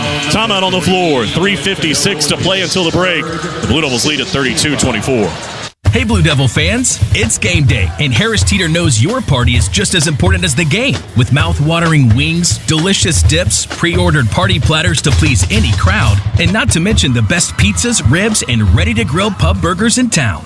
Only Harris Teeter can deliver delicious as you huddle up with family and friends to celebrate. Set a reminder to order ahead if you need party platters, and make Harris Teeter your pre-game stop before the next game. Harris Teeter, where Blue Devil fans shop for their delicious game day. Follow the Blue Devils on and off the hardwood at Duke MBB. Twitter, Instagram, Facebook, and more. This is Duke Basketball from Learfield. This season, Duke Basketball has teamed up with Duke Children's for the Charity Stripe 1000 Challenge. Thanks to 605 Hoops Heroes, over $19,000 has already been raised for the kids at Duke Children's. Fans, it's not too late to join our team and show your support. Give your $25 by texting Hoops Hero to 919-372-4159. That's 919-372-4159 and become a Duke Children's Hoops Hero today. Hi, I'm Megan Gower of Her Hoop Stats. Each week, co-host Rob Joyce and I break down all the latest around women's basketball on the Gower Hour. We analyze what's happened each week, preview what's to come, and talk with guests from around the country to make sure you're covered coast to coast from now all the way through the Final Four in April. Available each week, search and subscribe to Her Hoop Stats in your feed on Apple, Google Play, Spotify, or wherever you get your podcasts, and check out herhoopstats.com for all your women's hoops needs.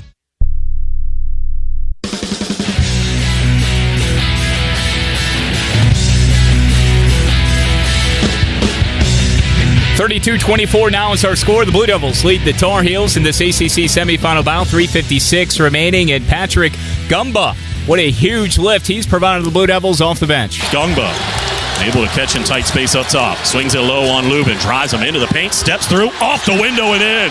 What a strong drive for Pat. He came to play. He's got 4 and the lead's back to 8. Doing it on the defensive end as well. Coming up at halftime, we'll take you through some of the other highlights as Duke leads by 8 with 3:56 to play. Take you through some of the other conference tournament scores. Top seed in the Big East is on the ropes, trailing Marquette at the break at MSG 37-35. Marquette leading St. John's. We'll touch on the SEC, Big 12, Big 10, and others coming up at the break. David?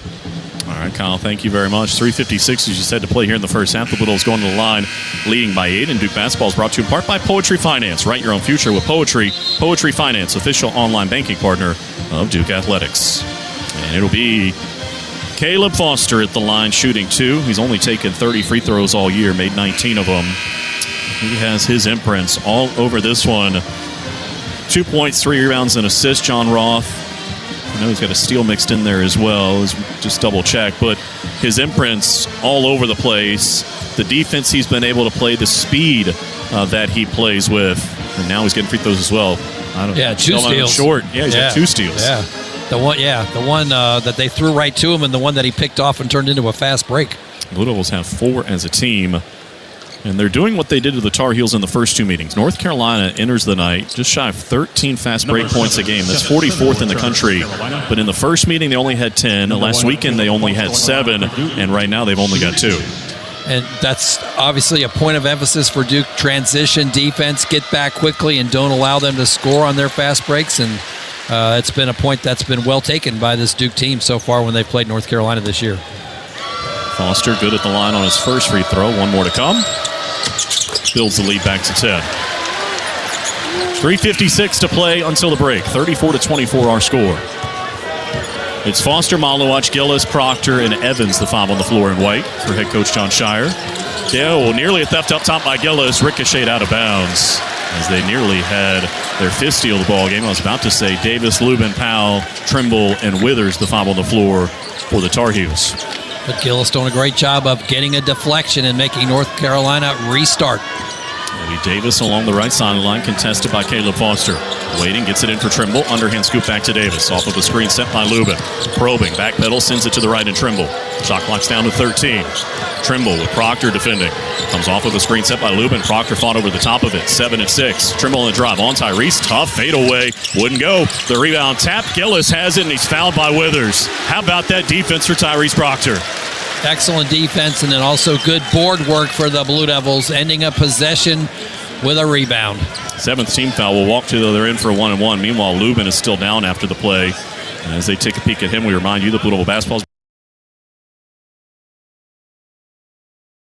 brought to you in part by Kohl's. The unexpected happens every day. When it does, head to Kohl's and Kohl's.com for everything your family needs. Kohl's, where families come first. And Lubin now is back to his feet, able to stay in the ball game. It'll be 1-1 for Mason Gillis, 84% at the line this year, looking for his first point of the ball game. Mason Gillis on the line. Trying to add to this 10-point lead that's been as big as 11. The Blue Devils trailed by as many as 2 in the early going. We had 7 lead changes in the first. Felt like 5 or 6 minutes of the ball game before the Blue Devils established some control. And the front end of the 1-1 is good. A little 6-0 spurt when they went from trailing 9-8, I think it was, to up 14-9, and they haven't obviously relinquished the lead since. Trying to build it to 12. On the way, too strong, and Withers trying to save the rebound. He did for Lubin. So 35-24, Duke by 11, 3:20 to play in the half. Davis across midcourt. Little's leading scorer is Con Knipple. He's made all 3 of his threes so far. 9 points.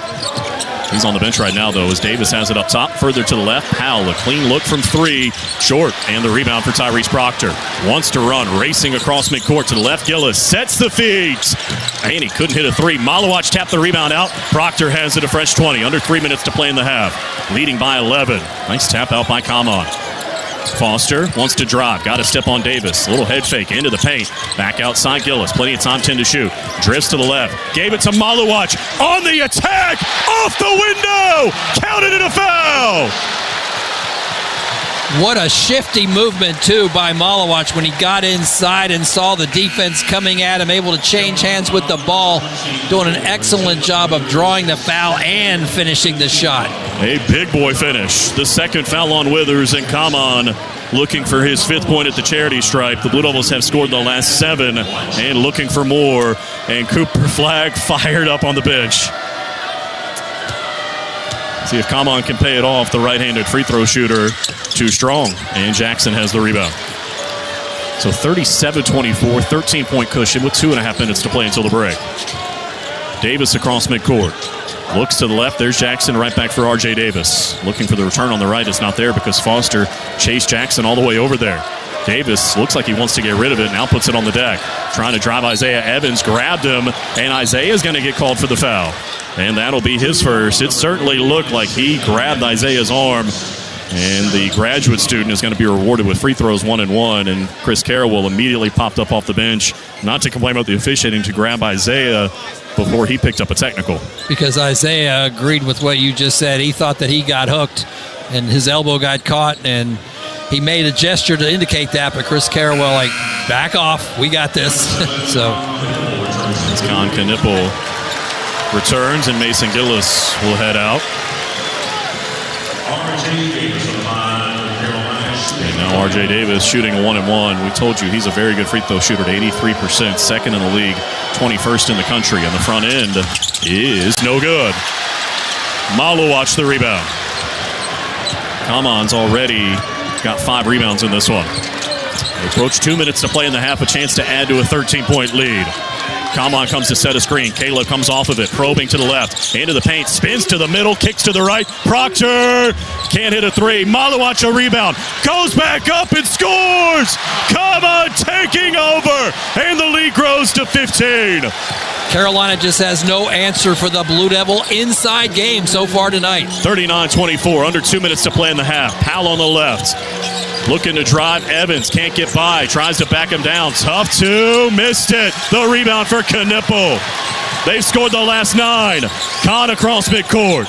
Trying to add to a 15-point lead. It's Foster on the drive. Got it on Trimble. Kicks to the right. Back up top Knipple. He'll drive Jackson. Take him inside. Bank it home. Counted in a foul. Bully ball, and they're up by 17. Blue Devils had 2 different drives to the basket that time on the Carolina defense. Kahn finishes the second one with a chance for a 3-point play. The first foul on Jackson. And now the 91.5% free throw shooter heads to the line looking for his 12th point here in the first half. On the way, they've scored the last 12. And they're up by 18, 42-24 with 1:24 to play in the half. Davis across midcourt. The head coach in a defensive stance along the sideline, John Shire. Davis off a couple of screens. Drives inside on Knipple. Got it blocked! Get that out of there! Malowacz a rejection. It's Proctor across midcourt. Fouled by Powell. He saw the freshman on his hip. Tyrese grinning ear to ear. Powell's first. Tyrese to the line to shoot 2. The Blue Devils take it over here in Charlotte. They are, and Kaman Malowacz, after pinning that ball on the glass, was the first guy down to the other end of the floor, ready to receive a pass from Tyrese if he could have got past the defender at midcourt. And Tyrese Proctor to the line looking for points 7 and 8. And the right-handed free throw shooter can't hit the first. That's about the only thing that's gone wrong. They've hit a bunch of free throws, but they're 10 out of 14. Just shy of their 78% average on the year. See if Tyrese can hit the second and build the lead to 19. On the way. Got that one. They're doing all this without their leading scorer in the ACC Player of the Year, Cooper Flagg, unavailable tonight. And their first man off the bench, Malik Brown. Both of those guys out, but the Blue Devils up by 19, 43-24. The Tar Heels haven't scored in 4 minutes. We're into the final minute of the first half. Davis probing, trying to get through. Caleb recovers defensively. 13 to shoot. Knocked loose by Foster. Out of bounds off Davis. Caleb Foster fired up. And wide-eyed, a chest bump for Proctor. Tar Heels have only had 6 turnovers in this half. Caleb Foster seems like he's been involved in almost every one of them. And now a chance for a 2-for-1 with 48.4 to play in the half. We'll see how quickly they go. Caleb across midcourt. Drives Davis to the hoop. Put it up and in. Caleb Foster has 6. It's a 21-point lead. They've scored the last 15. About an 8-second differential shot clock to game clock. 30 seconds to play in the half. Jackson trying to get by Knipple into the paint. Raked at, stolen by Evans. Still loose. Kahn to the deck. Trying to get a timeout. Did he? We'll wait.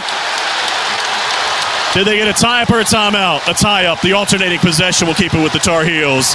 But how about this Blue Devil crowd making some noise? The effort. Everybody to the deck to get the basketball. You're exactly right. The Blue Devils are attacking this contest like it's the last game they can ever play. They're going to the floor.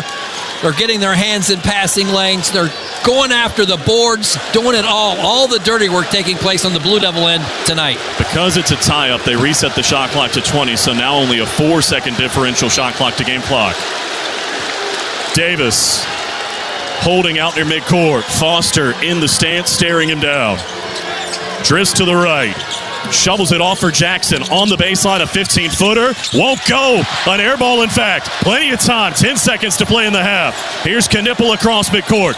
Leave it for Proctor. 5 seconds now. Tyrese on the drive. Backpedals. Fires.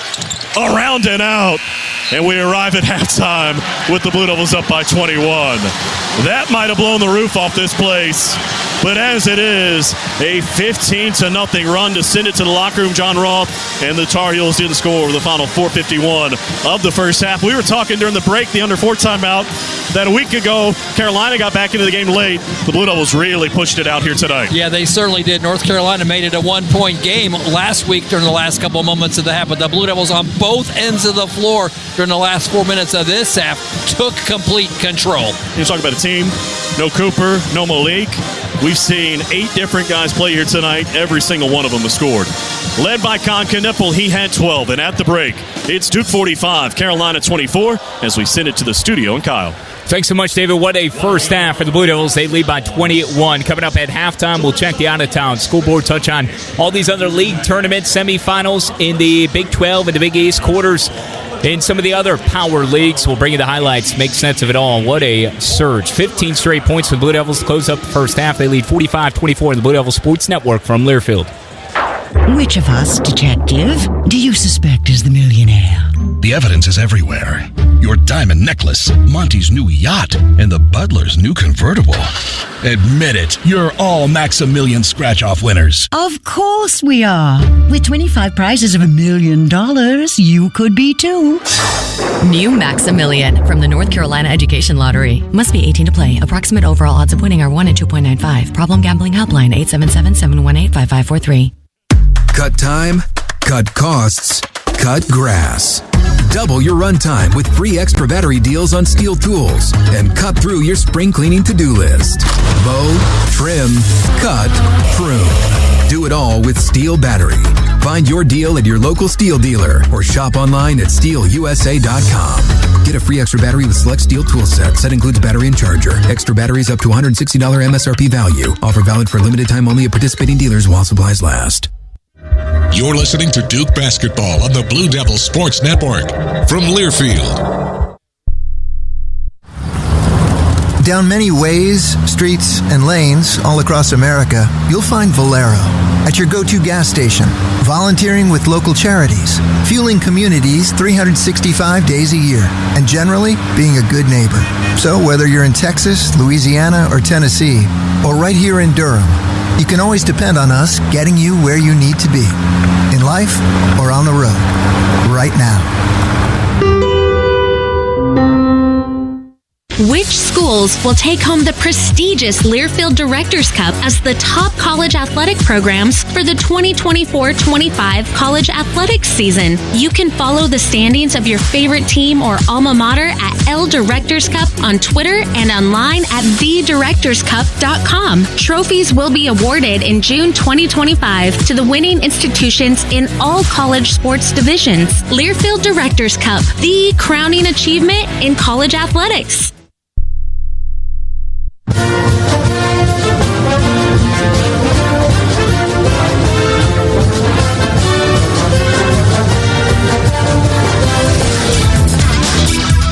On the Blue Devil Sports Network from Learfield.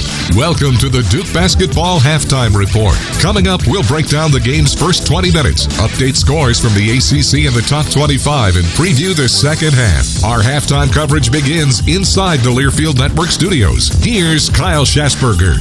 All 8 Blue Devils who saw on the floor scored, and Duke has built out a 21-point advantage at halftime. Top seed leading 5-seeded North Carolina 45-24. Duke scoring the final 15 points of that opening half. Let's go ahead and take you through the out-of-town scoreboard. The other semifinal tonight, roughly 25 minutes after us, will be 3-seeded Clemson and 2-seeded Louisville from the Spectrum Center in Uptown Charlotte. In the Big East, 25th ranked Marquette, the 5-seed at MSG, taking on top-seeded St. John's. Johnnies fell behind early, trailed by just 2 at the half. They lead Marquette narrowly early in the second half, 46-44. In the SEC, an entertaining matchup in one of 4 quarterfinal matchups from Nashville's Bridgestone Arena between Missouri and Florida. Clayton feigned a shot. He tiptoed around and had it stolen away. Grill a breakaway and he stunts it home. Caleb Grill chars the Gators and it's 28-24. Lob on the backside. Houch spikes it down. Oh, Dunk City's migrated north. 30-24, Florida with the lead. That's Jason Benetti on the SEC Radio Network at the break. Florida leads Mizzou 50-37. Finals, Auburn beats Ole Miss 62-57. They'll meet Tennessee after an 83-72 win over Texas earlier today. In the Big 12 at the break from the T-Mobile Center in Kansas City, Houston ahead of BYU 41-20. Top-seeded Cougars leading the 4-seeded Cougars of BYU. A little Coug-on-Coug crime. Arizona and Texas Tech will be a 9:30 start in the other semifinal. By the way, that other Big East semi, UConn and Creighton coming up 30 minutes after Marquette and St. John's. In the Big Ten today, Michigan State and Wisconsin both win. They'll play in the semis tomorrow. Right now, midway through the second half, nearly Maryland blowing the doors off Illinois 80-48. They'll play the winner of Purdue or Michigan later on tonight. And 42 points for P.J. Haggerty. The difference as the top seed in the American for Memphis moves on past Wichita State. With 22 on the shot clock, 44 seconds to go in the game, Hunter holding the ball. Then he's saying, hold it. Hunter's got it center circle, 15 on the shot clock, 38 to go in the game. They find Haggerty. Haggerty gets by Bell. Floater in the lane. Good! He's got 40. The Tiger lead is 5. 29 seconds to go in the game. Dave Woloshin from Learfield. Memphis wins 83-80. They'll play Tulane after they knocked off FAU. Right now, North Texas trailing Tulsa at the break by 5. UAB and East Carolina, the final quarterfinal matchup from Fort Worth, Texas later tonight. 45-24, Duke on top of North Carolina. Some of the top plays from our opening stance when we return on the Blue Devil Sports Network from Learfield. Progressive presents Renters MVP's Most Valuable Possessions. Today's MVP, Emily Neal's 70-inch TV. Because after watching her second-grade students yell at each other for hours, there's nothing Emily enjoys more than watching super-rich housewives also yell at each other. Why? Because those women are not her responsibility. And that's why her TV is today's MVP. Keep your most valuable possessions protected by bundling your renters and auto insurance with Progressive. Progressive Casualty Insurance Company affiliates and other insurers not available in all states. It's tournament time for your Blue Devils. You can show your support of Duke all year long by purchasing authentic Duke merchandise from DukeStore.com. Our huge assortment of Duke apparel means you won't have to go anywhere else for the perfect t-shirt, jersey, sweatshirt, or hat. The only collection of Duke merchandise in the world that actually comes to you directly from Duke University. DukeStore.com, where real Duke fans shop. Duke Blue Devil basketball in the ACC Tournament. We'll have more from Charlotte after these local messages. Whether you're in the market for a new boat or just need service or accessories for an existing boat, turn to Overby Marine. Now with 2 locations in Kittrell and Lake Gaston, Overby Marine offers the highest quality of marine products and services, including the latest from Sea Ray, Centurion, Avalon, Bennington, as well as Cobalt boats. Overby Marine also offers the largest selection of parts in the region, along with full-service facilities at their 2 locations. Stop by or give them a call at 252-586-3593 or online at overbymarine.com. Overby Marine. Don't let adventure pass you by. It's bow time. Sometimes the craving for Bojangles Supremes is so strong you just gotta have them. Even when your gas tank is on empty and Bojangles is still 10 miles down the highway. Nothing beats the flavor of Bojangles Juicy Golden Supremes, especially when they're part of a perfect combo with 4 boldly seasoned chicken Supremes, a made-from-scratch biscuit, fixin', and some legendary iced tea. The only thing that can satisfy your hunger is that delicious southern flavor. So when the craving is supreme, put the pedal to the metal. It's bow time.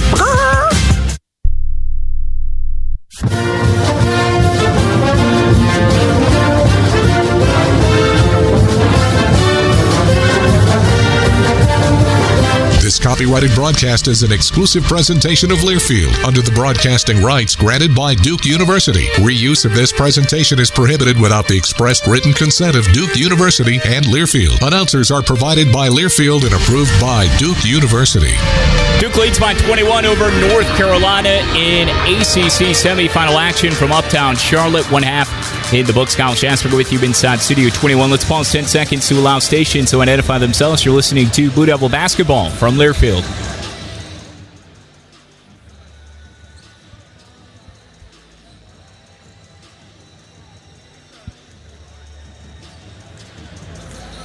Sion James was one of 3 Blue Devils scorers with at least 7 points in that first half. The one in double figures was Con Knipple with 12. You hear from him in a moment, but Sion James with the shot clock barreling down on him, able to find the roll and extend a Blue Devil advantage to 7 midway through the first half.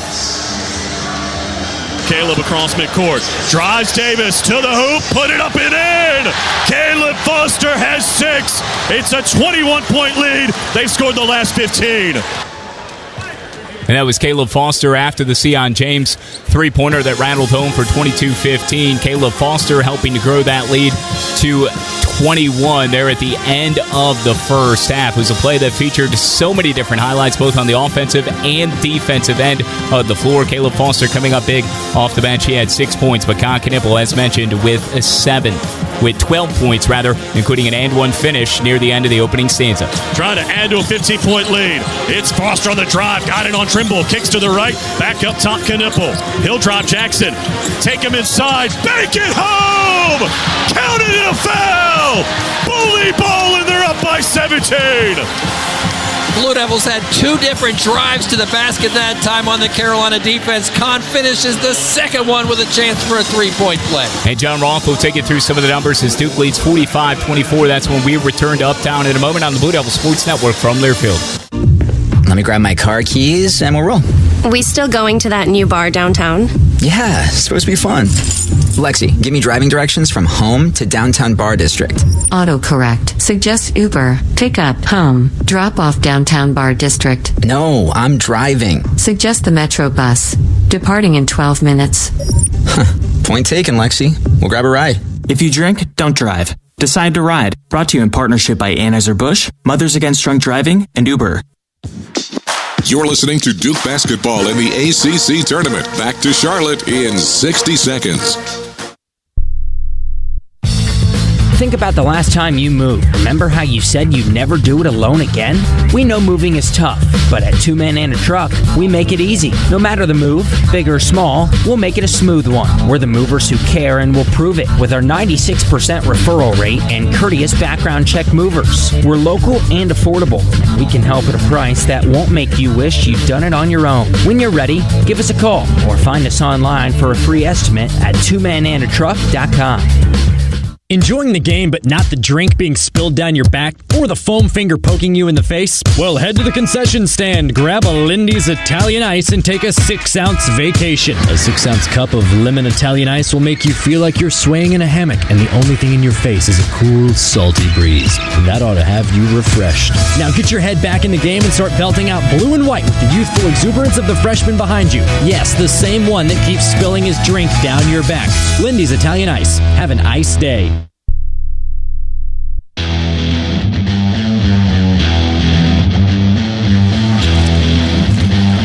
At halftime, the Duke Blue Devils hold the 45-24 lead on North Carolina. Let's check out those halftime numbers presented by Steel.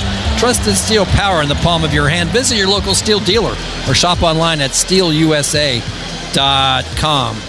Kyle mentioned the leading scorer as Con Knipple with 12, 3 for 3 from three-point range for Con in that half. 7 for Tyrese Proctor, then 6 off the bench for Caleb Foster and 4 off the bench for Patrick Gongba. Come on, Malawach, 6 points and 6 rebounds in that first half as well. The Blue Devils shot an even 50%, 15 out of 30. Not really a big half for three-point shots overall, 4 out of 15. But as I said, Con 3 for 3 to lead the way there. North Carolina led by 8 points from Lubin on 3 out of 4 shooting. Tar Heels, though, got out-rebounded 23-14, and they were just 1 out of 10 from three-point range in that contest. R.J. Davis, their leading scorer, has been held to 4 on 2 out of 7 shooting. Blue Devils forced 7 turnovers and turned those into 10 points.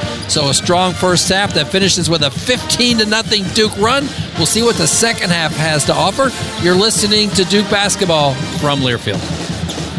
This is Coke Zero Sugar. Could I be the best Coke ever? Try and taste with your ears. Hear those bubbles? Imagine them tingling on your tongue. Fizzy deliciousness. Listen to that cascading liquid. A mouth-watering waterfall. Irresistibly tasty. Zero sugar. Crisp, refreshing, and ice cold. Is Coke Zero Sugar the best Coke ever? Try and decide. Hey Duke fans, we want you to choose different and choose fun with Hi-Chew, the immensely fruity, intensely chewy candy that leaves your mouth watering with over 30 true-to-life flavors. Hi-Chew is available in sticks, peg bags, stand-up pouches, and unwrapped bites for when you're on the go. Head to your local grocery or convenience store to grab a bag, or search hichew.com to find Hi-Chew candy near you. That's hi-chew.com. We've called a 60-second local break timeout. Then more Duke basketball. You're listening to the Blue Devils Sports Network from Learfield. He'll fire, and it's good! This is Duke head men's basketball coach John Shire. When it comes to keeping our team healthy, we turn to the team at Duke Sports Medicine. We offer full-service sports medicine care at locations throughout the Triangle, where you can see the same experts used by Duke Athletics. Make an appointment or learn more at dukehealth.org/sportsmedicine. Go Duke. The crowd loves that. Which schools will take home the prestigious Learfield Directors Cup as the top college athletic programs for the 2024-25 college athletics season? You can follow the standings of your favorite team or alma mater at L Directors Cup on Twitter and online at thedirectorscup.com. Trophies will be awarded in June 2025 to the winning institutions in all college sports divisions. Learfield Directors Cup, the crowning achievement in college athletics.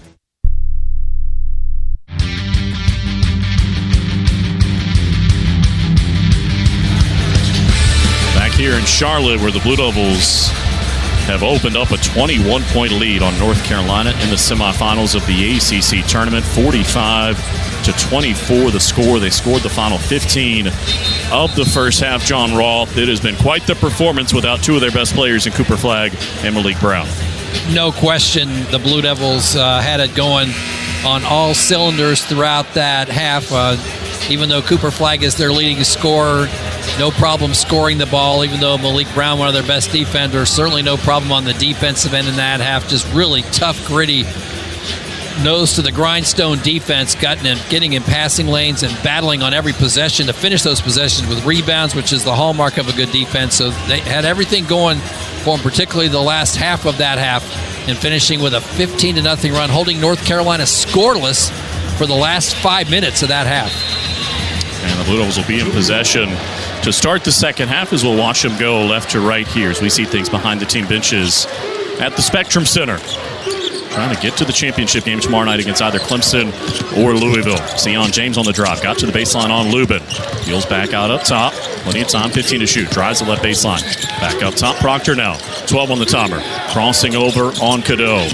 Left side of the paint, rises up, and it wouldn't go. A little bit too strong. Davis got a hand on the rebound, and Lubin has it for the Tar Heels. As Cadeau brings it across midcourt, playing with 3 fouls. 45-24 our score. Cadeau, defended by James. Looking to the left, comes off of the screen set by Lubin. Probing into the paint, kicks to the right. Withers, a clean look from 3, and it wouldn't go. Weak side rebound, Lubin got it, goes up on Maluach, got it blocked. Long rebound, tapped out to Cadeau. Kicks to the right corner, Withers again. Missed again. Rebound tapped out by James. Cadeau will chase it down in backcourt. So a minute gone in the second half. Third opportunity for the Tar Heels on this trip. But they are now 1 of 12 from 3. As Cadeau goes on the drive, and on Maluach and the dunk, as he lobbed it over his head to Lubin. He's the first in double figures for Carolina. He's got 10, and it's 45-26 with 18:44 to go. Which takes something to lob it over Maluach with his 7'2" height and long reach. The nipple to the left, looks back to the right, gets a screen from Kaman, comes off of it, drives into the paint, all the way in, off the window, and there's the answer. Kahn's got 14, 47-26. North Carolina trying to play quicker, though. Head for Davis, and now back for Cadeau. Here's a lob again. Powell catches this time, finishes inside, hanging in the air in the paint. Drake Powell was 6, and it's 47-28 with 18:14 to go. North Carolina doing a nice job of attacking the paint and attacking the rim here to start the second half. Blue Devils out rebounding the Tar Heels right now, 23-18. And Sion James comfortably surveys the defense. Sends one up top for Knoeppel. Off of a screen set by Maluach. Probing back to the right, James. The pass was low, so he couldn't shoot. Instead, he'll drive. Go in on Withers, bank it up, and get it to go. Sion James has 9. The Blue bench wanted a foul. There was no whistle. 49-28, 17:45 to go. Cadeau trying to turn the corner on Proctor. Can't. Gets a screen from Lubin. Goes into the paint. Probing. Nearly knocked away by Knoeppel, and a foul is going to be called on a reach-in. And that'll be on Tyrese, and that's his first. The physicality with Sion James plays with in and around the rim. I mean, he takes a beating, John Roth, but he just seems unfazed. He's got such a strong body that even though he does take a lot of hits, he doesn't always react to them just because of his own inert strength. Cadeau to inbound. Left baseline, left side of the hoop. Lobs it out near midcourt for Withers, who faces up on Knoeppel. Looking inside, the pass deflected by Proctor. They go to the deck, and Evans has it. How about that defense for Tyrese? And here comes Sion James across midcourt. Another steal, their 6th of the ball game. Meanwhile, Evans has it on the left. Waiting, bounces it for Maluach. Dribbles to the right, a handoff for Proctor. Thought about a 35-footer, still thinking about it. He will launch. Short. An air ball, in fact, but Kaman got the rebound. Shot clock's at 10. James has it in the left corner. Waiting. Drives the left baseline. Lob it back to Kaman. He'll take a 3. Sure! Kaman Maluach, his 3rd 3 of the season. And the Blue Devil lead grows to 24. He missed one in the first half, but given a second chance, drained it. 52-28. 16:47 to go. Cadeau probing. Long 18-footer up top is no good. Isaiah Evans has the rebound. And Proctor across midcourt. Waiting, looking to the left. Knoeppel cuts to the right. They go instead to Evans. He'll jump up. Not hit a 3. Maluach nearly had the rebound. Still trying to get it to the deck, but Lubin has it for the Tar Heels. Kaman, by the way, already with 7 rebounds in this ball game. Hunting perhaps what would be his 6th double-double of the season. As Cadeau, defended by Proctor. Lobs it cross court for Davis. Catches to the right corner. Powell will try one. Miss again. Air ball, whistle, foul on the rebounding action on Tyrese. So it'll stay on this end of the floor as he picks up his 2nd. Or excuse me. They're going to say that's on Maluach. So it must have been away from where we were looking. So the 2nd on Kaman. And Patrick Ungba comes back in. What a lift he provided in that first half. Playing 8 minutes, had 4 points, 3 rebounds, 2 assists, and a block. Not bad. Filling up all the stat lines. He didn't take a 3, but he did about everything else. Okay, Kaman's hit one. That gets him another one, right? Those are the rules. Off the inbound, Lubin nearly had taken away by Knoeppel. Instead went inside, and Withers able to score underneath the rim. Withers now with his first points of the ball game. And they come with less than 16 minutes to play. 52-30. Duke up by 22. A bounce pass finds Knoeppel at the top of the key. Davis in his hip pocket. Kahn trying to drop him, fell down, somehow maintained possession. Can use the timeout if he needs to. He gets dove on by Cadeau. What in the world is going on? And the officials have to step in. I mean, Cadeau just pile drove Knoeppel, and we're going to go to a timeout. I'd love to know what the call is, because if they call a tie-up for a guy diving into another guy, that's crazy. Timeout on the floor, 15:42 to go. The Blue Devils lead at 52-30. Every day in the U.S., more than 9 people are killed and 1,000 injured in crashes involving a distracted driver. You can't control other motorists, but you can control how you operate your vehicle. Avoid distractions while driving, like texting or checking social media. Brought to you by Trusted Choice Independent Insurance Agents of North Carolina. Learn more at trustedchoice.com/Go Duke. For more information, find your local independent insurance agent at insure-agent.com. Hey Duke fans, want to enhance your game day experience? Poetry Finance, official digital banking partner of Duke Athletics, is here to help. With Poetry, managing your finances is a breeze. Just download the Poetry app to discover how Poetry Finance can help you. Poetry Finance, write your own future. Start now. Financial tools for everyone. Let us help you get started at poetryfinance.com. That's poetryfinance.com. Cut time, cut costs, cut grass. Double your runtime with free extra battery deals on Steel tools and cut through your spring cleaning to-do list. Mow, trim, cut, prune. Do it all with Steel battery. Find your deal at your local Steel dealer or shop online at steelusa.com. Get a free extra battery with select Steel tool set. Set includes battery and charger. Extra batteries up to $160 MSRP value. Offer valid for a limited time only at participating dealers while supplies last.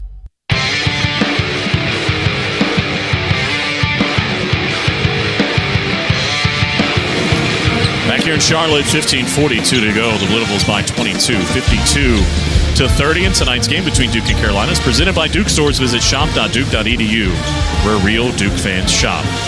I know you've heard it by now, but it's worth repeating. The Blue Devils up by 22. They're doing this without their leading scorer in Cooper Flagg, out with an ankle injury tonight that he suffered in the first half against Georgia Tech.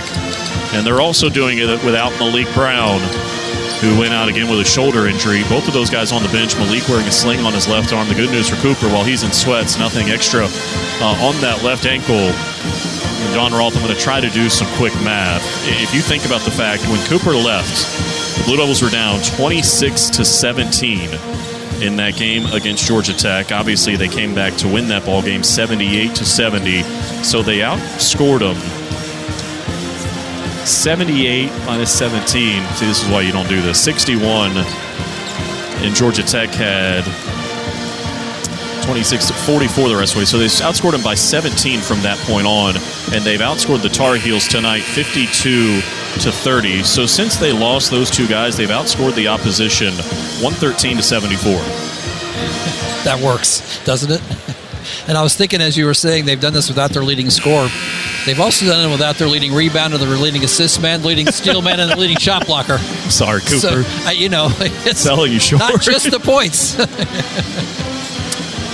Shows something about the depth of this team.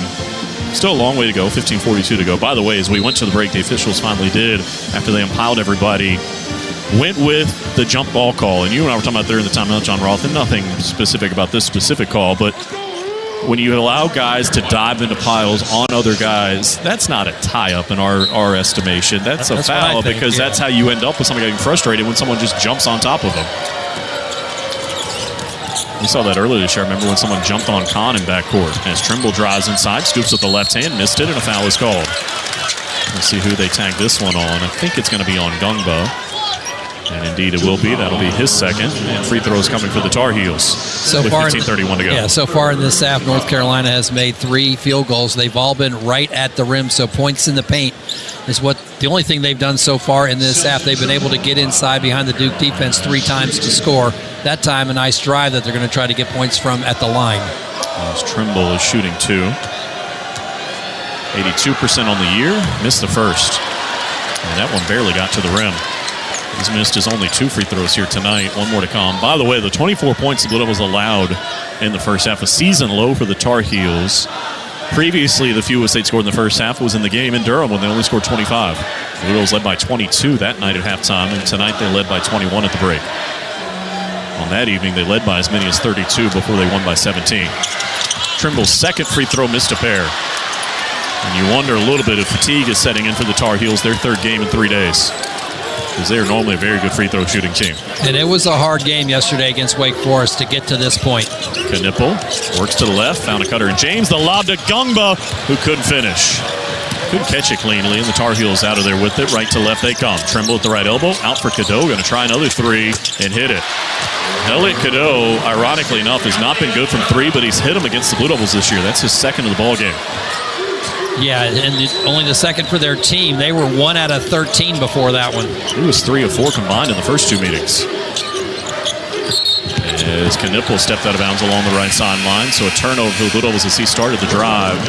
And with 14:51 to go, it's a 19-point lead, 52-33, long way from the house. I'm sure the head coach of the Blue Devils is imploring his team to finish the job here, as the Blue Devils have uncharacteristically turned it over now 3 times in the last 2 minutes, and they haven't scored, obviously, with those turnovers during that same span.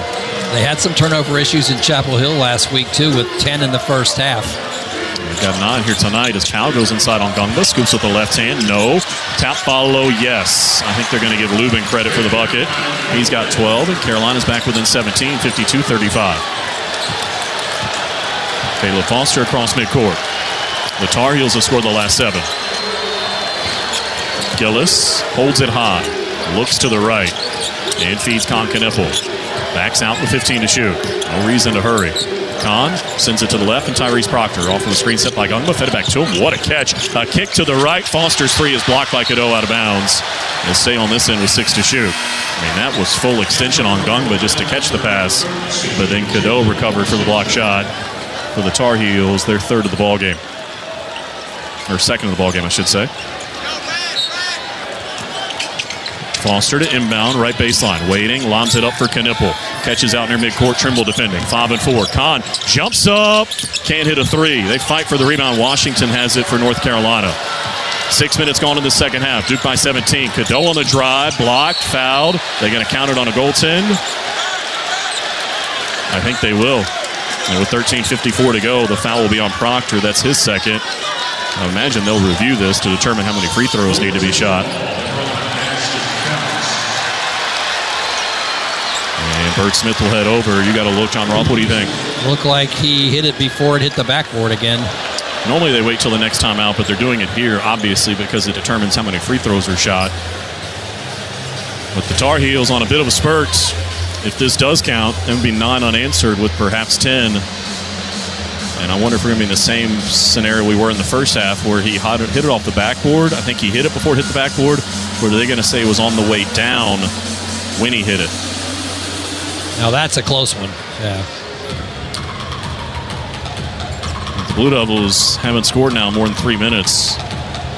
Their shooting numbers here in the second half, 3 out of 8, 38%. They are 1 of 5 from 3. Meanwhile, the Tar Heels have hit half of their shots, 6 out of 12, and trying to get back in the thick of it.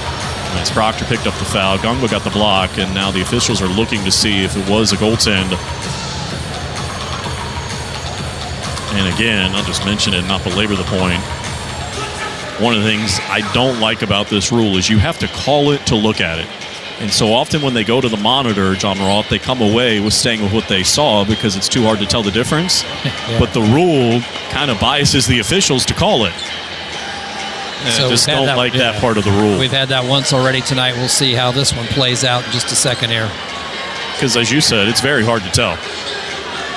But you see it in games beyond this one, a lot of different games. The temptation is to just go ahead and call it so you can look at it. And they're taking a long time looking at this one, and the two teams basically using the free timeout. I mean, there's no question that, to me, that he hit the ball before it hit the glass. Here's the ruling. After review, it will not be goaltending. It just will be a 2-shot foul. So, I think I got both of those wrong. I think I got the first one wrong and this one wrong. I'll take it, though, because this one works to the Blue Devils' favor. So the lead is 17 and 2 free throws coming for Cadeau. The Tar Heels tonight, just 3 out of 8 at the line. And Cadeau is 1 out of 2. I guess he doesn't get a block shot either, though, since they called a foul on the shot. However, good defense there by Gungba. Yeah, because who knows, it might have gone in if he didn't block it. Right. As Cadeau's first free throw is good. But the Tar Heels have outscored the Blue Devils here in the second half, 12-7 to cut it to 16.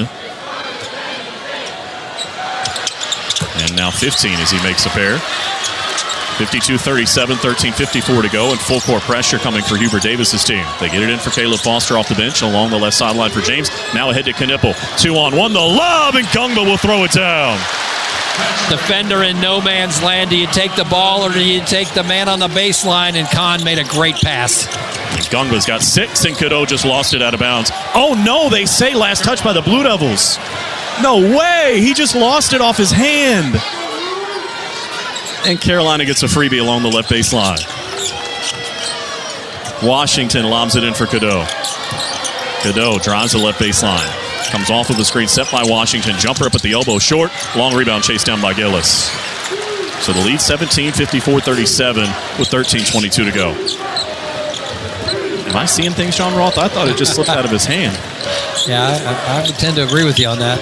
Sion James on the right sideline. Lobs it to Knipple at the free throw line. Kahn going to work on Trimble. Into the paint, rises up, left it short. The rebound for Seth Trimble. He wants to run. 2-on-4, though, and going to wait for help as he peels out on the right. 7 minutes gone in the second half. Duke led by 21 at the break. It's 17 right now. Trimble, whistle, illegal screen. Washington moving off the ball, trying to set a screen, picks up his second. That's the first foul on the Tar Heels here in the second half. Duke has been whistled for 4. And for North Carolina, it also serves as their 9th turnover. Let's see what Caleb Foster and company can do. Caleb on the drive, into the paint, goes up, got it blocked by Powell. And now an outlet pass the other way for Trimble. One-on-one with Knipple, and he'll dunk it down. We haven't seen a lot of that tonight. North Carolina, just their second fast break basket of the game. Big point of emphasis for the Duke defense. They were able to get behind them that time. So the Blue Devil lead is 15, 54-39 with 12 and a half minutes to go. The Tar Heels set up the press. The Blue Devils break it easily along the left sideline for Knipple. A lob to the right, and James. Here we go again. In the paint, he scores. Sion James right to the hoop. He's got 11. Blue Devils attacking the press to score. 56-39, I should say. The lead back to 17 with 12:15 to go. Davis off of the screen to the left, set by Washington, weaving through a double team. Got by Gungba, floats in the paint, and scores. Pretty looking drive for R.J. Davis, but he's only got 6 so far as we approach 12 minutes to play. Gillis going back to collect the basketball behind the basket. The Blue Devils setting up their press break, and now the Tar Heels back out of their press. As the Blue Devils turned that into 2 quick buckets when they pressed earlier. Didn't work before. 56-41, 11:47 to go. Caleb waiting for a screen. Gunga being held. Caleb floats to the left, lobs inside, off the backboard, a turnover. Trimble out of there with it. 3-on-2 to the other end, in on Gillis, put it up, counted in a foul. Now back-to-back, nearly back-to-back fast break baskets. That one caused by a turnover. Valuing the ball is the number one thing to prevent the North Carolina fast break game, and the Blue Devils did not do that. Committed a turnover. North Carolina made them pay at the other end. And with 11:35 to go, the Tar Heels are back within 13 with a free throw to come. 56-43 as we take a break in Charlotte. It's tournament time for your Blue Devils. You can show your support of Duke all year long by purchasing authentic Duke merchandise from DukeStore.com. Our huge assortment of Duke apparel means you won't have to go anywhere else for the perfect t-shirt, jersey, sweatshirt, or hat. The only collection of Duke merchandise in the world that actually comes to you directly from Duke University. DukeStore.com, where real Duke fans shop. You're listening to Duke Basketball in the ACC Tournament. We'll return to Charlotte in 1 minute. It's bow time. Sometimes the craving for Bojangles Supremes is so strong you just gotta have them. Even when your gas tank is on empty and Bojangles is still 10 miles down the highway. Nothing beats the flavor of Bojangles juicy golden Supremes, especially when they're part of a perfect combo with 4 boldly seasoned chicken Supremes, a made-from-scratch biscuit, fixin', and some legendary iced tea. The only thing that can satisfy your hunger is that delicious southern flavor. So when the craving is supreme, put the pedal to the metal. It's bow time. Enjoying the game but not the drink being spilled down your back or the foam finger poking you in the face? Well, head to the concession stand, grab a Lindy's Italian Ice, and take a 6-ounce vacation. A 6-ounce cup of lemon Italian Ice will make you feel like you're swaying in a hammock, and the only thing in your face is a cool, salty breeze. And that ought to have you refreshed. Now get your head back in the game and start belting out blue and white with the youthful exuberance of the freshman behind you. Yes, the same one that keeps spilling his drink down your back. Lindy's Italian Ice. Have an ice day.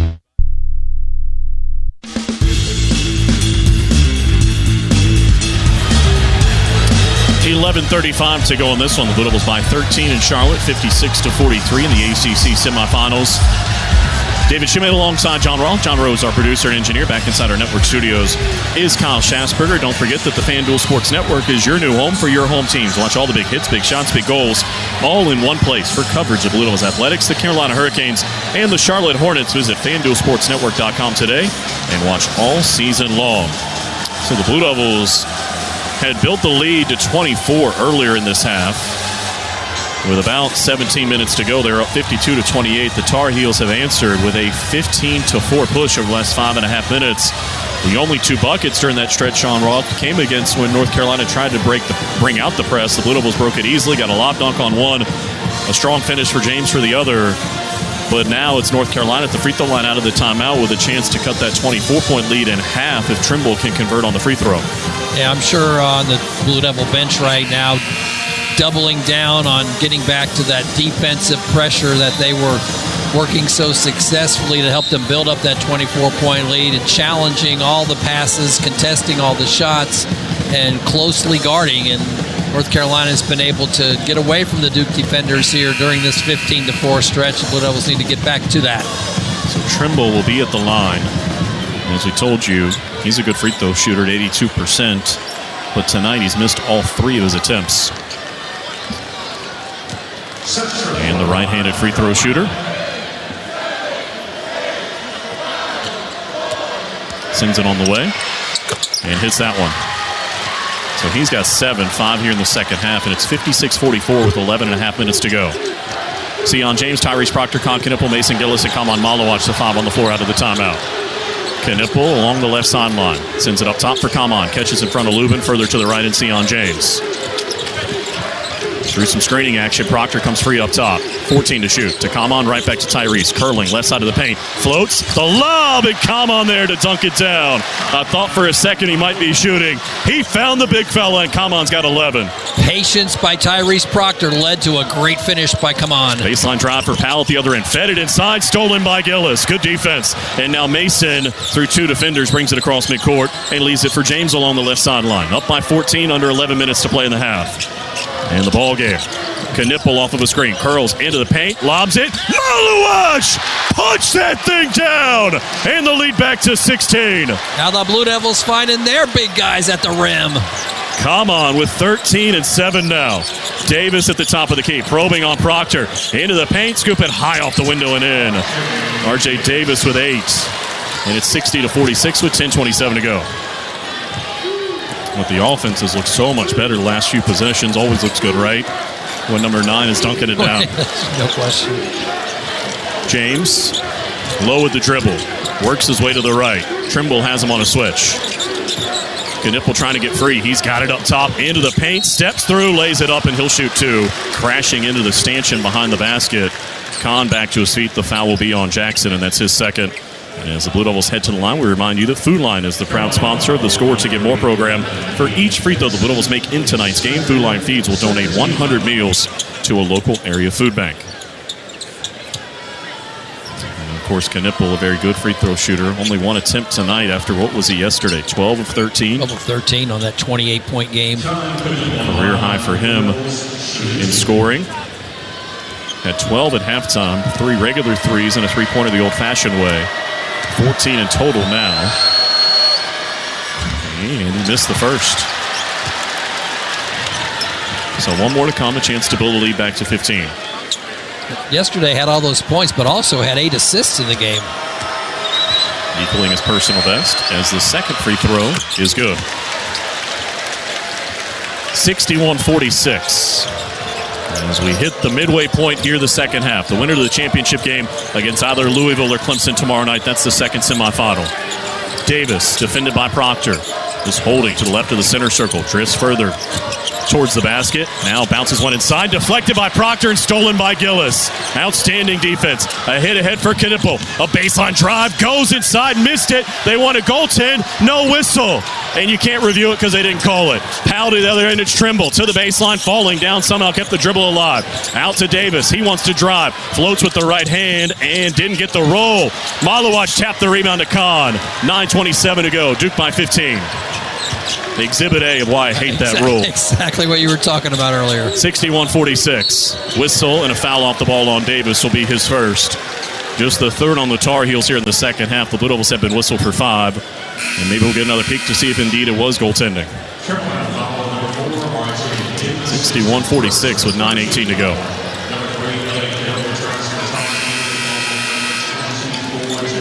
I'd like to get another peek to see if Kahn didn't get fouled trying to drive in there on that play. But anyway. Well, on the left sideline, Knipple will be the inbounder. Sion James, Tyrese Proctor, Patrick Gunga, and Mason Gillis are the 5 on the floor. They get it in for Knipple. Kahn waiting, lobs it for Gungba up top, further to the right in Sion James. Lobs it back to the top of the key for Gungba. 10 to shoot, a handoff for Proctor. Off of a screen set by Pat. Into the paint, all the way in, off the window and in. A strong drive for Tyrese Proctor. He's got 9. And Cadeau looks to be banged up as he brings it across midcourt. Meanwhile, the lead back to 17, 63-46. 8:50 to go. Cadeau with it, trying to drive to the left. Cut off by Knipple. Backs out, tries to drive again. Into the paint, tough scoop, blocked by Kahn, but a foul is called. And it'll be on Knipple, and that's his second. 6 on the team, 2 free throws here, and the Blue Devil bench apoplectic. It has been full body contact on the way to the rim on one end. Well, it has been that way on both ends, John Ross. We've just seen whistles on one end. And now pleasantries being exchanged in the paint as Sion James intermits 3 Tar Heels, finally gets out of there. And Cadeau being talked to by our lead official, Bert Smith. It's been a rough night for Cadeau because the Blue Devils have definitely pressured him and made him work for everything. He's 2 out of 6. He's knocked down their only 2 threes in the game. He's been to the line a couple of times, but it has not been an easy night for him. I just heard our lead official, Bert Smith, reading lips, so to speak, telling Ellie Cadeau and the Tar Heels, I'm done. Not liking the barking that's going on as Cadeau hits the first free throw. I'm not going to speak for him. In my mind, he might be thinking the same thing I am. What is there to complain about? There have been 6 fouls on Duke here in the second half and just 3 on the Tar Heels. The second free throw would cut the Blue Devil lead down to 15.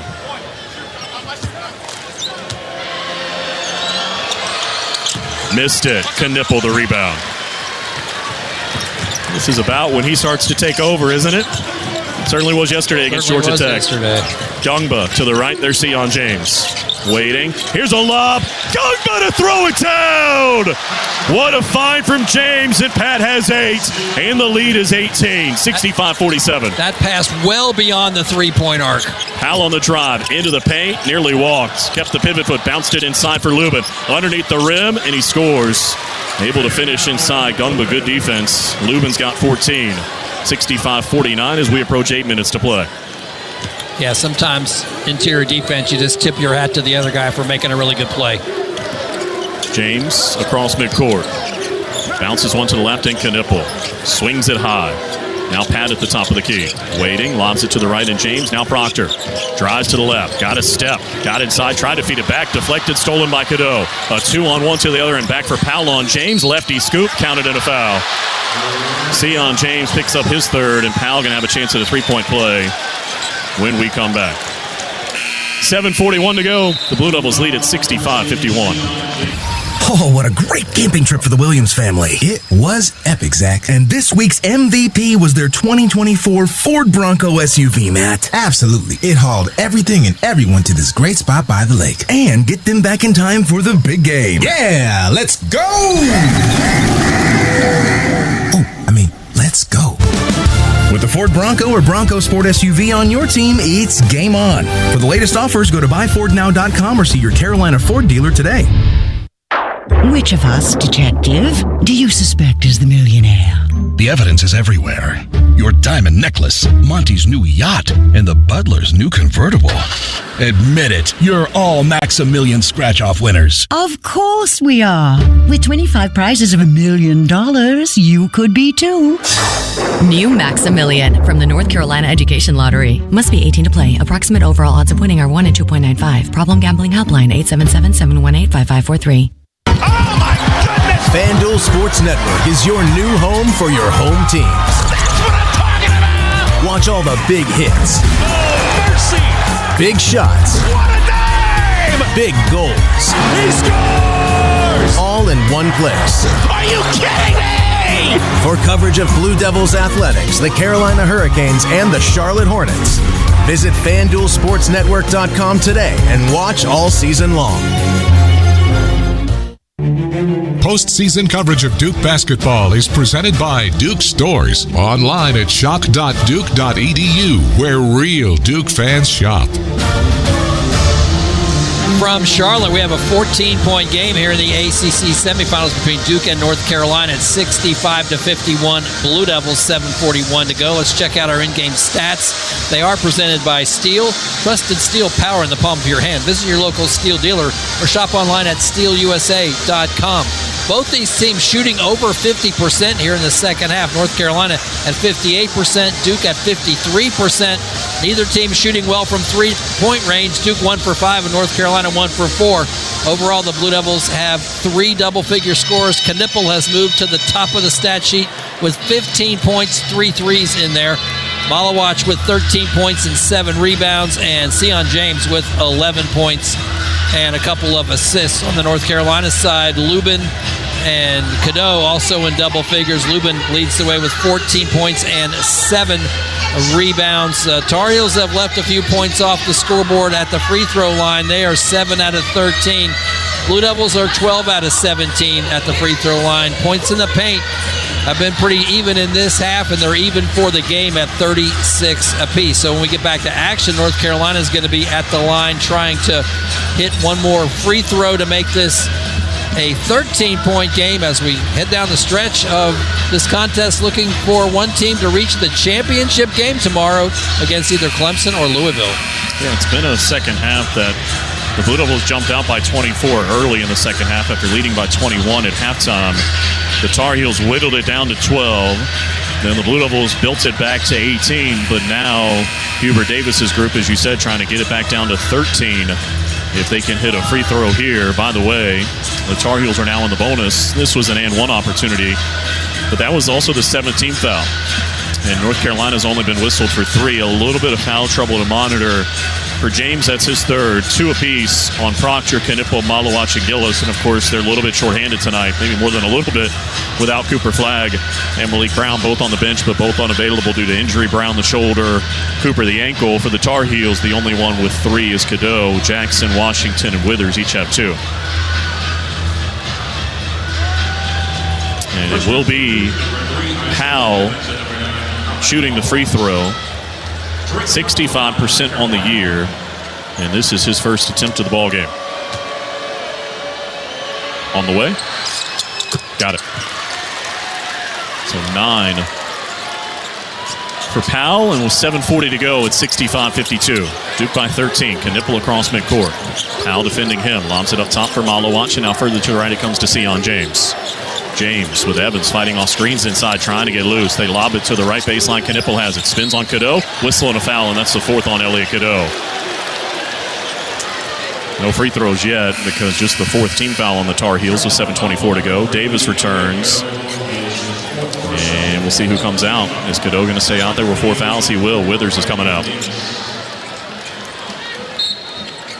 Knipple, the inbounder, lobs it for Malawach along the right baseline. Waits. Still waiting. Lobs it back outside for Knipple. Kahn turns down the screen. 2 guys crash at him. He fed Malawach. Now James slicing in. Fouled by Davis, and he'll shoot 2. That's the 2nd on R.J. Davis. And as he heads to the line, we remind you the Blue Devil Basketball is brought to you in part by Harris Teeter. Harris Teeter, where Blue Devil fans shop for groceries. A really well executed offensive sequence that R.J. Davis committing the foul prevented an easy layup for Sion James. And James already with 11, 1 of 3 in double figures here tonight. As the first free throw rattles around and comes out. In the first 2 meetings, Knipple, Cooper, Tyrese, and Sion all scored in double figures in both games. Kahn has done it tonight, as is Sion. Obviously, Cooper's not eligible, not playing here tonight. He's got 12, and Tyrese is right on the verge. He's got 9. That is the consistency you look for if you're head coach Jon Scheyer. 66-52, 14-point lead as we approach 7 minutes to play. Cadeau, underhand scoop up top for Davis. Drifts to the right, Proctor defending.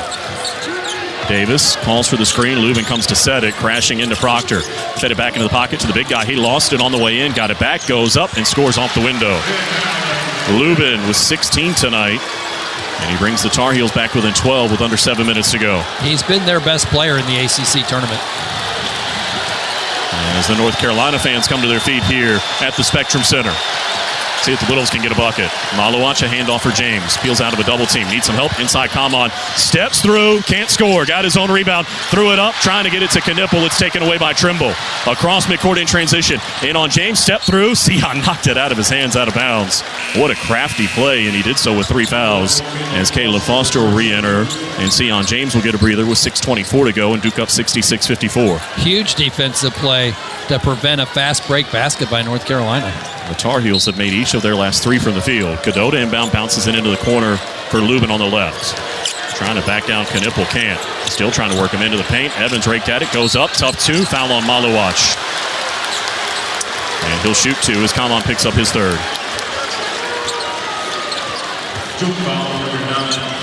Blue Devil bench didn't like the call. 8th team foul. And it'll be Lubin at the line. Again, 65.6% coming in. Tonight he's made his only 2. 16 points and 7 rebounds tonight after double-doubles in their first 2 tournament games. He's in double figures now in 9 consecutive games for Hubert Davis' squad, and the first free throw is good. So he's got 17. As Gungba returns, and Malawach will lead with those 3 fouls. So it's set the 5 on the floor for you. It's Caleb Foster, Tyrese Proctor, Isaiah Evans, Con Knipple, and Patrick Gungba. And Lubin's second free throw, trying to cut it to 10, is on the way, and good. As close as the Tar Heels have been in some time, 66-56. And everybody comes to their feet here at the Spectrum Center, and the head coach of the Blue Devils calls for time. It'll extend to a full. We'll take it as well. 6:12 to go. Duke up 66-56. He'll fire, and it's good. This is Duke head men's basketball coach John Shire. When it comes to keeping our team healthy, we turn to the team at Duke Sports Medicine. We offer full-service sports medicine care at locations throughout the Triangle, where you can see the same experts used by Duke Athletics. Make an appointment or learn more at dukehealth.org/sportsmedicine. Go Duke. The crowd loves that.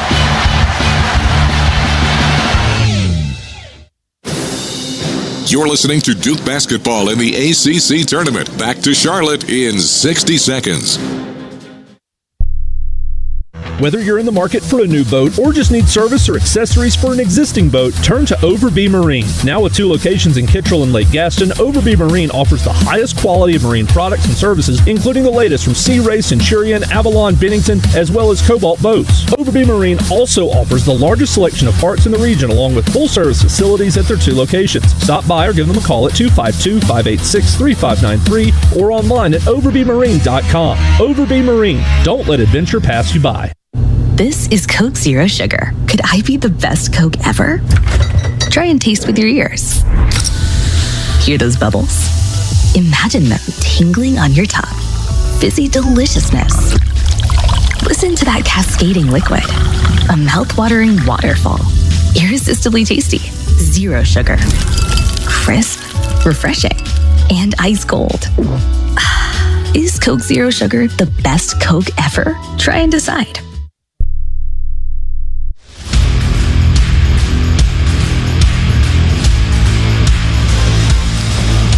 Back here in Charlotte, 6:12 to go in this one. The Blue Devils by 10, 66-56. And Sharp Business System sets the same standard of excellence in office equipment as the Blue Devils do in basketball. Count on Sharp for state-of-the-art office equipment. Sharp, changing the way companies do business. Let's reset things for you. The Blue Devils have led for most of the ball game by as many as 24, but the Tar Heels on their latest push have cut it to 10 after Duke had built the lead back out to 18. So it's 66-56. There is some foul difficulty for John Shire's group. James and Malawach each with 3. For the Tar Heels, Cadeau has 4. Duke has the possession arrow. They'll be in possession after the head coach of the Blue Devils used a timeout momentarily, or just a moment ago, I should say. Duke has been whistled for 8 fouls, so the Tar Heels are shooting 1 and 1 on common fouls, at least for one more attempt. North Carolina's only been whistled for 5, so the Blue Devils not yet in the bonus. And the Blue Devils' leading scorer is Con Knipple. He's got 15. Malawach with 13. James has 12, and Proctor has 9. Lubin leading the way for Carolina. He's got 18.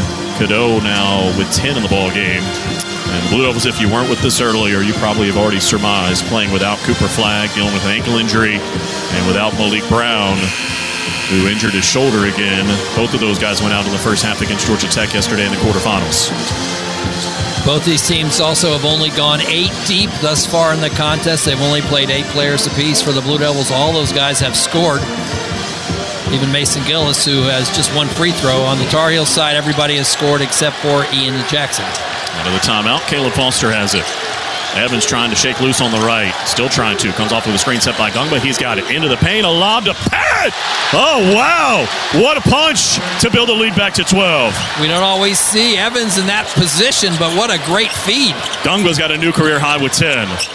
68-56. 5:50 to go. Cadeau probing. Back up top. Davis wants to drive to the left. Cadeau will take a 3 and hit it. Elliot Cadeau can't hit 3s against anybody but Duke, and he's brought him back within 9, 68-59.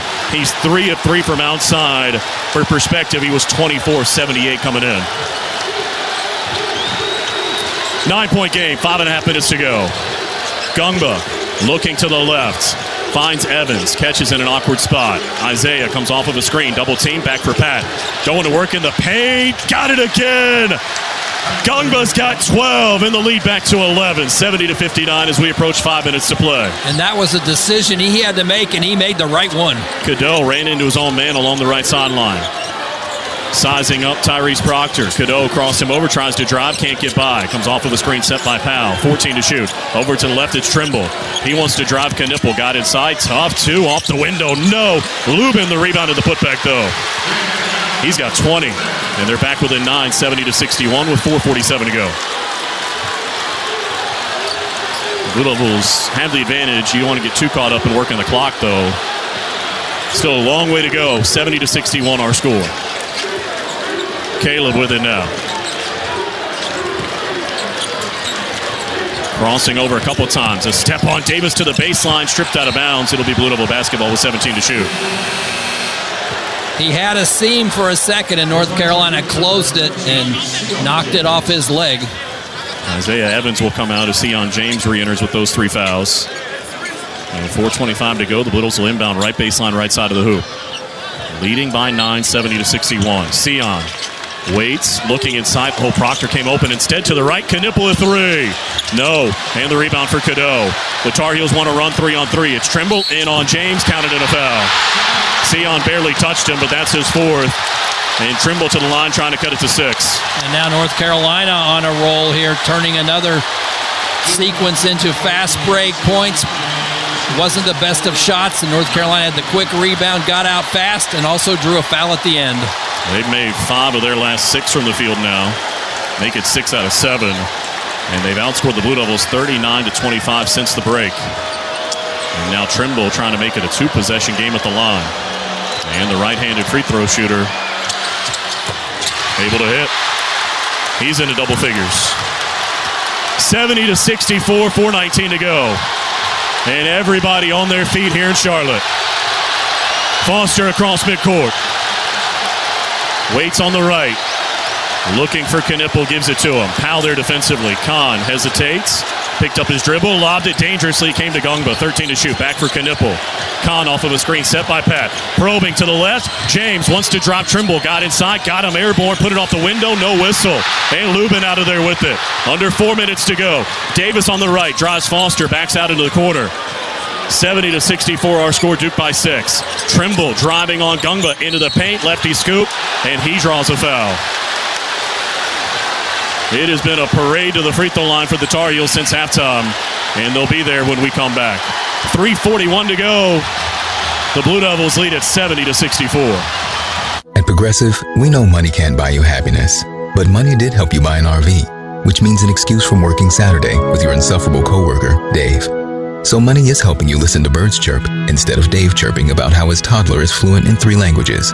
And it's also why you'll be smelling pine trees in the air, not Dave's tuna melt reheating in a microwave. So save money by bundling your RV or boat insurance with home or auto from Progressive and buy more happiness, or something close to it. Progressive Casualty Insurance Company, affiliates, and other insurers. Not available in all states.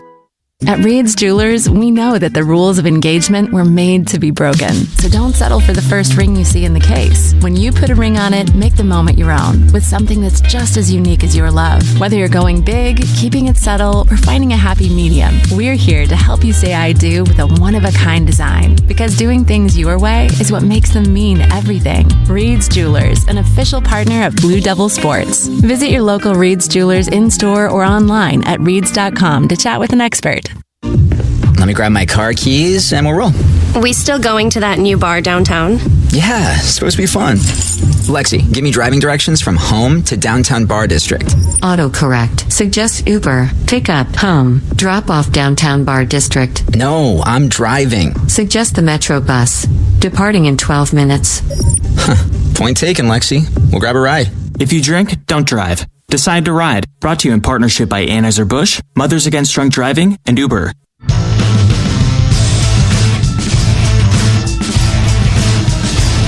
Back here in Charlotte, the Blue Devil lead has been trimmed to 6. 3:41 to go. It's 70-64. And Blue Devil basketball is brought to you in part by Coca-Cola. Crisp, refreshing, and irresistibly tasty. Is Coke Zero Sugar the best Coke ever?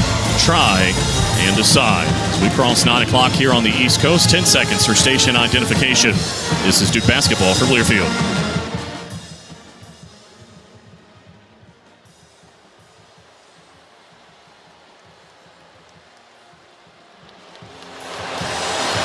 All right, let's reset things for you. 3:41 to go. The Blue Devil lead is 6, 70-64. Carolina will be at the free throw line out of the timeout, shooting 2, as Gungba just picked up his third. That was a shooting foul. The Tar Heels are now in the double bonus. That was the 10th foul called on John Shire's group here since halftime. North Carolina's been whistled for 5, so Duke not yet in the bonus. The Blue Devils do have the possession arrow. They have 2 timeouts remaining, a full and a 30. The Tar Heels have their full complement of 2 30s and a full. Duke led by as many as 24 earlier in this half when it was 52-28, but they've been outscored 36-18 cents, and the Tar Heels are back within 6. And John Shire's group getting final instructions from their head coach. It looks like they're getting ready to go back to the 5 that started here tonight. Sion James, Tyrese Proctor, Con Knipple, Isaiah Evans, and Kaman Maluach for the stretch run. They knew they were shorthanded tonight with Cooper Flagg unable to go with an ankle injury. And, of course, Malik Brown out as well with that shoulder injury. They're trying to get to the title game for the 36th time. And they're going to have to dig deep here as they've seen a good chunk of their lead disappear here. As I said, it's down to 6 and 2 free throws coming for North Carolina out of the timeout, John Roth. Absolutely, and they've really had to withstand just a continued effort by North Carolina to drive the ball into the lane, into the paint, and attack the rim. So the driving line defense has not really been able to stop North Carolina here in this second half. Tar Heels have outscored Duke for the half 40-25, and they're at the line once again. The Blue Devils wanted to play their defense without fouling, but North Carolina now attempting its 18th free throw of the game.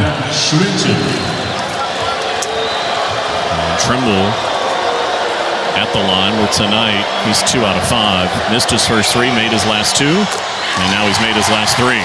As he's got 11. 1 of 3 in double figures for the Tar Heels. Leuven leads the way for them with 20. Knipple leads the way for John Shire's group with 15. Second attempt for Trimble trying to cut it to 4. With 3:41 to go. On the way. Got them both. Everybody on their feet here in Charlotte. Duke by 4, 70-66. Sion James holding out near midcourt. Proctor trying to shake loose of Davis. Trimble all over James. Sion finds Proctor now. Shot clock's at 17. He gets it to Maluach, right back to Tyrese. Probing into the paint, rises up, and got the roll. What a shot for Proctor. He's got 11. The lead back to 6. Blue Devils really needed that one. 3:15 to go. Cadeau off of a screen set by Leuven. 72-66. Cadeau trying to get organized. Drives to the left, cut off by Proctor. Backpedals. Calling for a screen, nobody's coming. Now here comes Leuven, 10 to shoot. Drives Proctor instead, got inside and scoops it in. Off the left side with his right hand. 15 for Cadeau, they're back within 4, 72-68 with 2:52 to go. And now it's Duke's turn to respond. James across midcourt, behind the back with a dribble. Waiting, finds Proctor. Tyrese looking to the left, bounces it for Maluach. Come on, right back to Tyrese. Davis defending. Tyrese probing, backpedals, needs some help, bounced it to James on the left, 10 to shoot.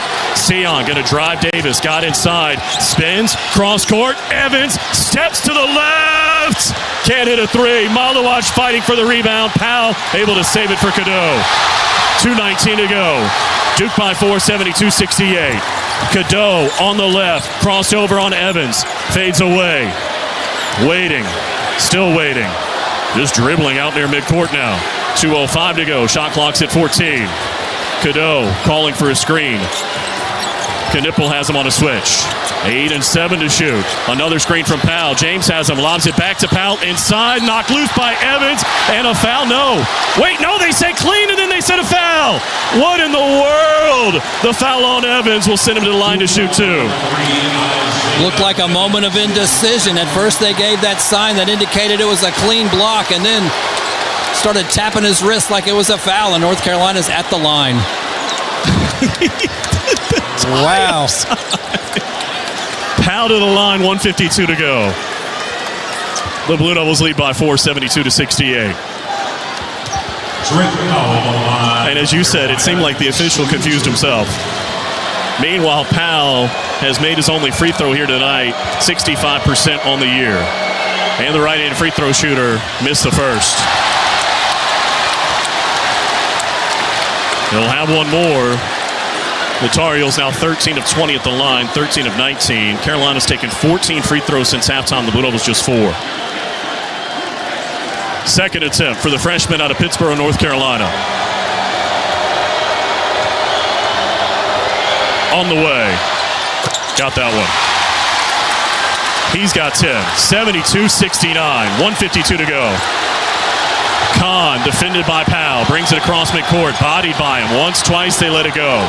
Knipple, waiting, lobs it for Maluach, top of the key. To the right, there's Sion James. He's being harassed by Trimble behind the back. Waiting, lobs it for Maluach. Kaman holding at the top of the key, lobs it for Knipple, chasing to save it. He's out of bounds. A turnover with 1:31 to go, and the Blue Devils clinging to a 3-point lead, 72-69. They talk a lot about needing stops. Right now, they need a big-time stop by their defense with 90 seconds left. The 13th turnover of the night, and it's Cadeau across midcourt. Waiting. Drifts to the left. Proctor defending. Crossing over. Once, twice, drives. Kicks to Davis in the corner. Can't shoot over Evans. Brings it back up top. 12 to shoot. Davis with 1:10 to go. Evans there defensively. Between the legs. Once, twice. Drives. Fades away on the baseline. Back up top. Powell. This to Ty on the left. Missed it. Come on the rebound. Strong inside. Into the final minute. Duke leads by 3. 72-69. They've got 2 timeouts if they need them. Sion James and John Shire calls for time with 50.8 to go. Let's break for 30 with the Blue Devils up by 3. Which of us, detective, do you suspect is the millionaire? The evidence is everywhere. Your diamond necklace, Monty's new yacht, and the butler's new convertible. Admit it, you're all Maximilian scratch-off winners. Of course we are. With 25 prizes of $1 million, you could be too.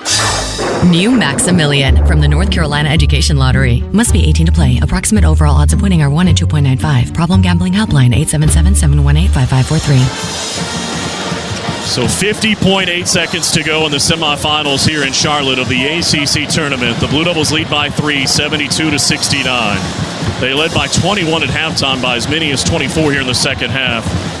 But they haven't scored in 2.5 minutes. They are in possession now with 1 timeout. It's a 30 because John Shire opted to use a full here with 19 seconds to shoot. And again, 50.8 to go.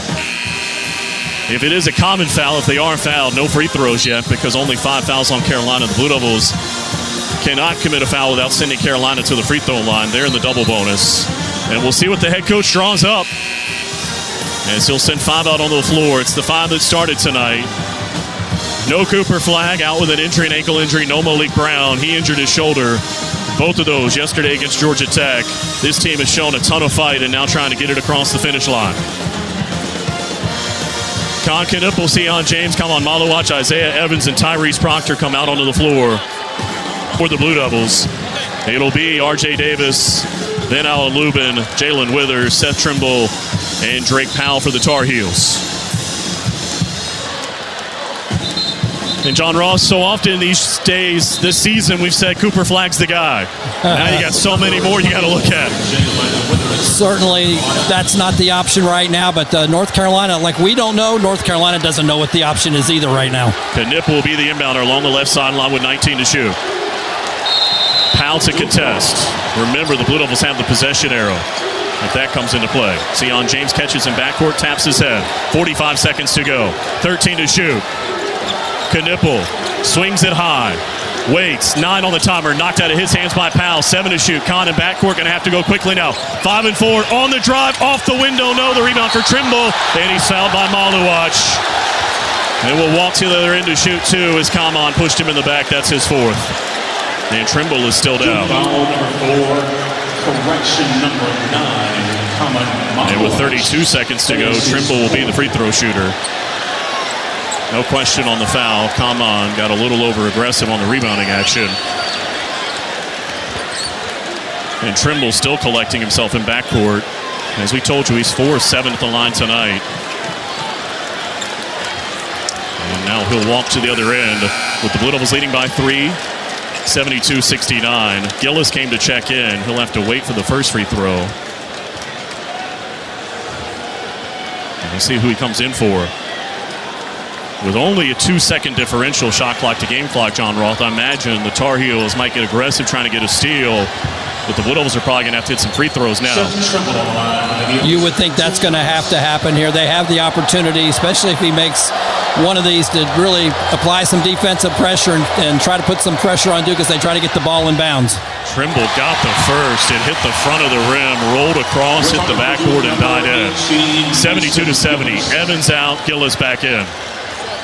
So it's Proctor, Gillis, Maluach, James, and Knipple huddling at the left elbow before the second attempt for Seth Trimble with 32 seconds to go.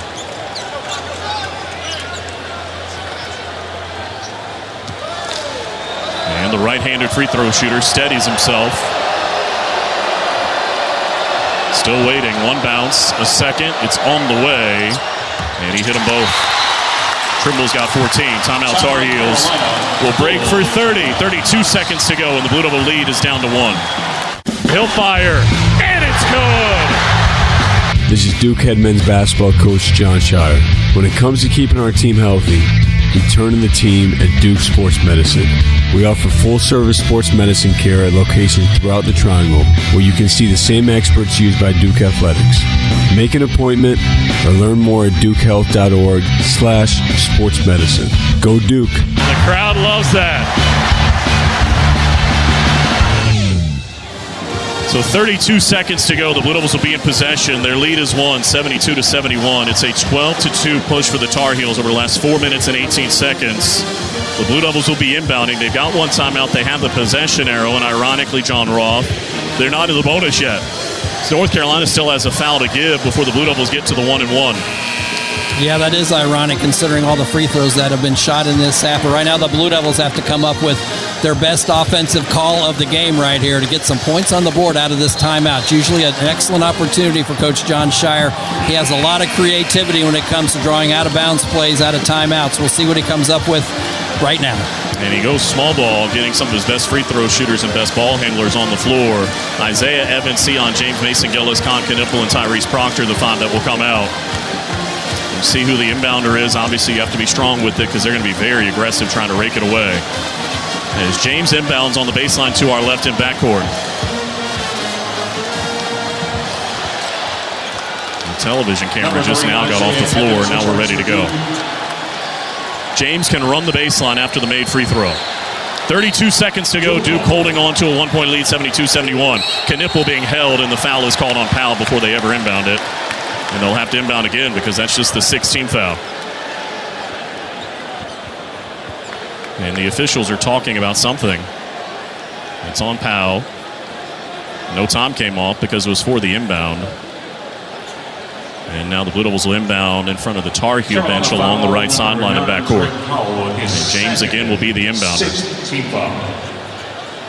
And the officials are talking about something here. No time came off.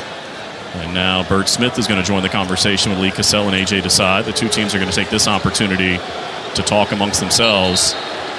And now the officials are going to say, you inbound back where you were initially and you can run the baseline. That makes sense. There shouldn't be a benefit to the team that fouled.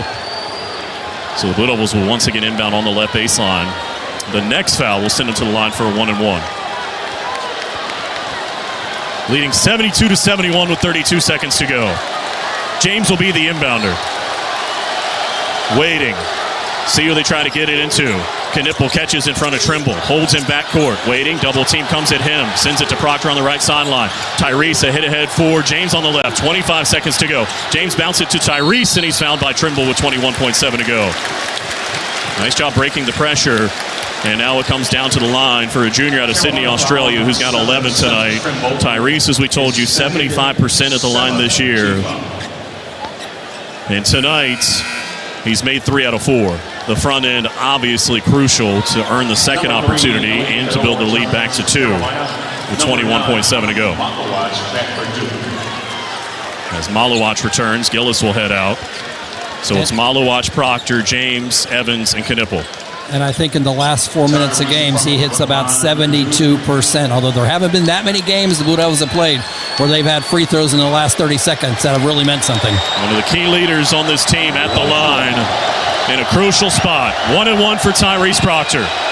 Trying to add to a 1-point lead with 21.7 to go. The front end is on the way, and he missed it. The rebound for Lubin. 20 seconds to go. Across midcourt, it's Cadeau. Timeout Tar Heels with 17.6 to go. We'll break for 30, with the Blue Devils still up by 1, 72-71. At Reed's Jewelers, we know that the rules of engagement were made to be broken. So don't settle for the first ring you see in the case. When you put a ring on it, make the moment your own with something that's just as unique as your love. Whether you're going big, keeping it subtle, or finding a happy medium, we're here to help you say I do with a one-of-a-kind design. Because doing things your way is what makes them mean everything. Reed's Jewelers, an official partner of Blue Devil Sports. Visit your local Reed's Jewelers in-store or online at reeds.com to chat with an expert. So 17.6 seconds to go here in Charlotte. The Blue Devils desperately clinging to a 1-point lead, 72-71. The Tar Heels in possession. Each team has one timeout. The Blue Devils have a 30. The Tar Heels have a full. Duke has the possession arrow. On a common foul, North Carolina will shoot 2. If the Blue Devils can get a stop, they would shoot 1-1 on a common foul, as the Tar Heels have only been whistled for 7. Maluach and James each have 4, but no reason to hold back now. Both of those guys out there. And it'll be the Tar Heels inbounding on the right sideline with Trimble. Knipple, Proctor, Maluach, Evans, and James the 5 on the floor for John Shire. Trimble, Lubin, Cadeau, Davis, and Powell for North Carolina. And Trimble will inbound just across midcourt, again along the right sideline. With 17.6 to go. Gets it in for Cadeau. Cadeau holding at the top of the key. 15 seconds to go. Now 14-13. Gets a screen from Powell. Drifts to the left. 10 seconds to go. Cadeau holding on to it. Waiting. Feeds it to Lubin. Drives on Maluach. Spins. Goes up. Missed it. And a foul called with 4.1 to go. Lubin will shoot 2. Maluach is fouled out. And the Tar Heel parade to the free throw line continues here in Charlotte.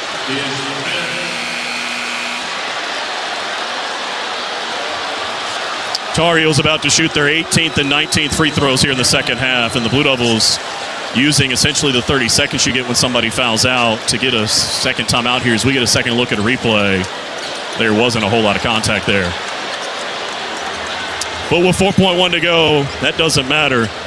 Lubin, who's made all 4 of his free throws tonight, is a 65% free throw shooter. He needs 1 to tie, and then if he can make that, obviously the second would give the Tar Heels an opportunity to take the lead. And the Blue Devils do have a timeout with 4.1 to go.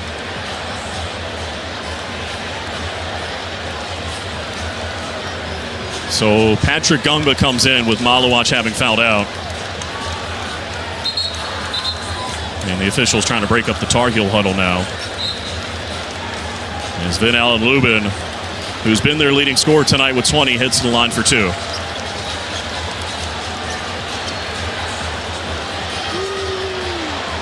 The junior, the transfer from Vanderbilt.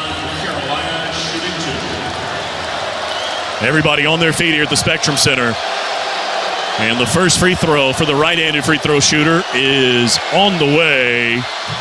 And he missed it with 4.1 to go. Withers back in. Duke still up by 1.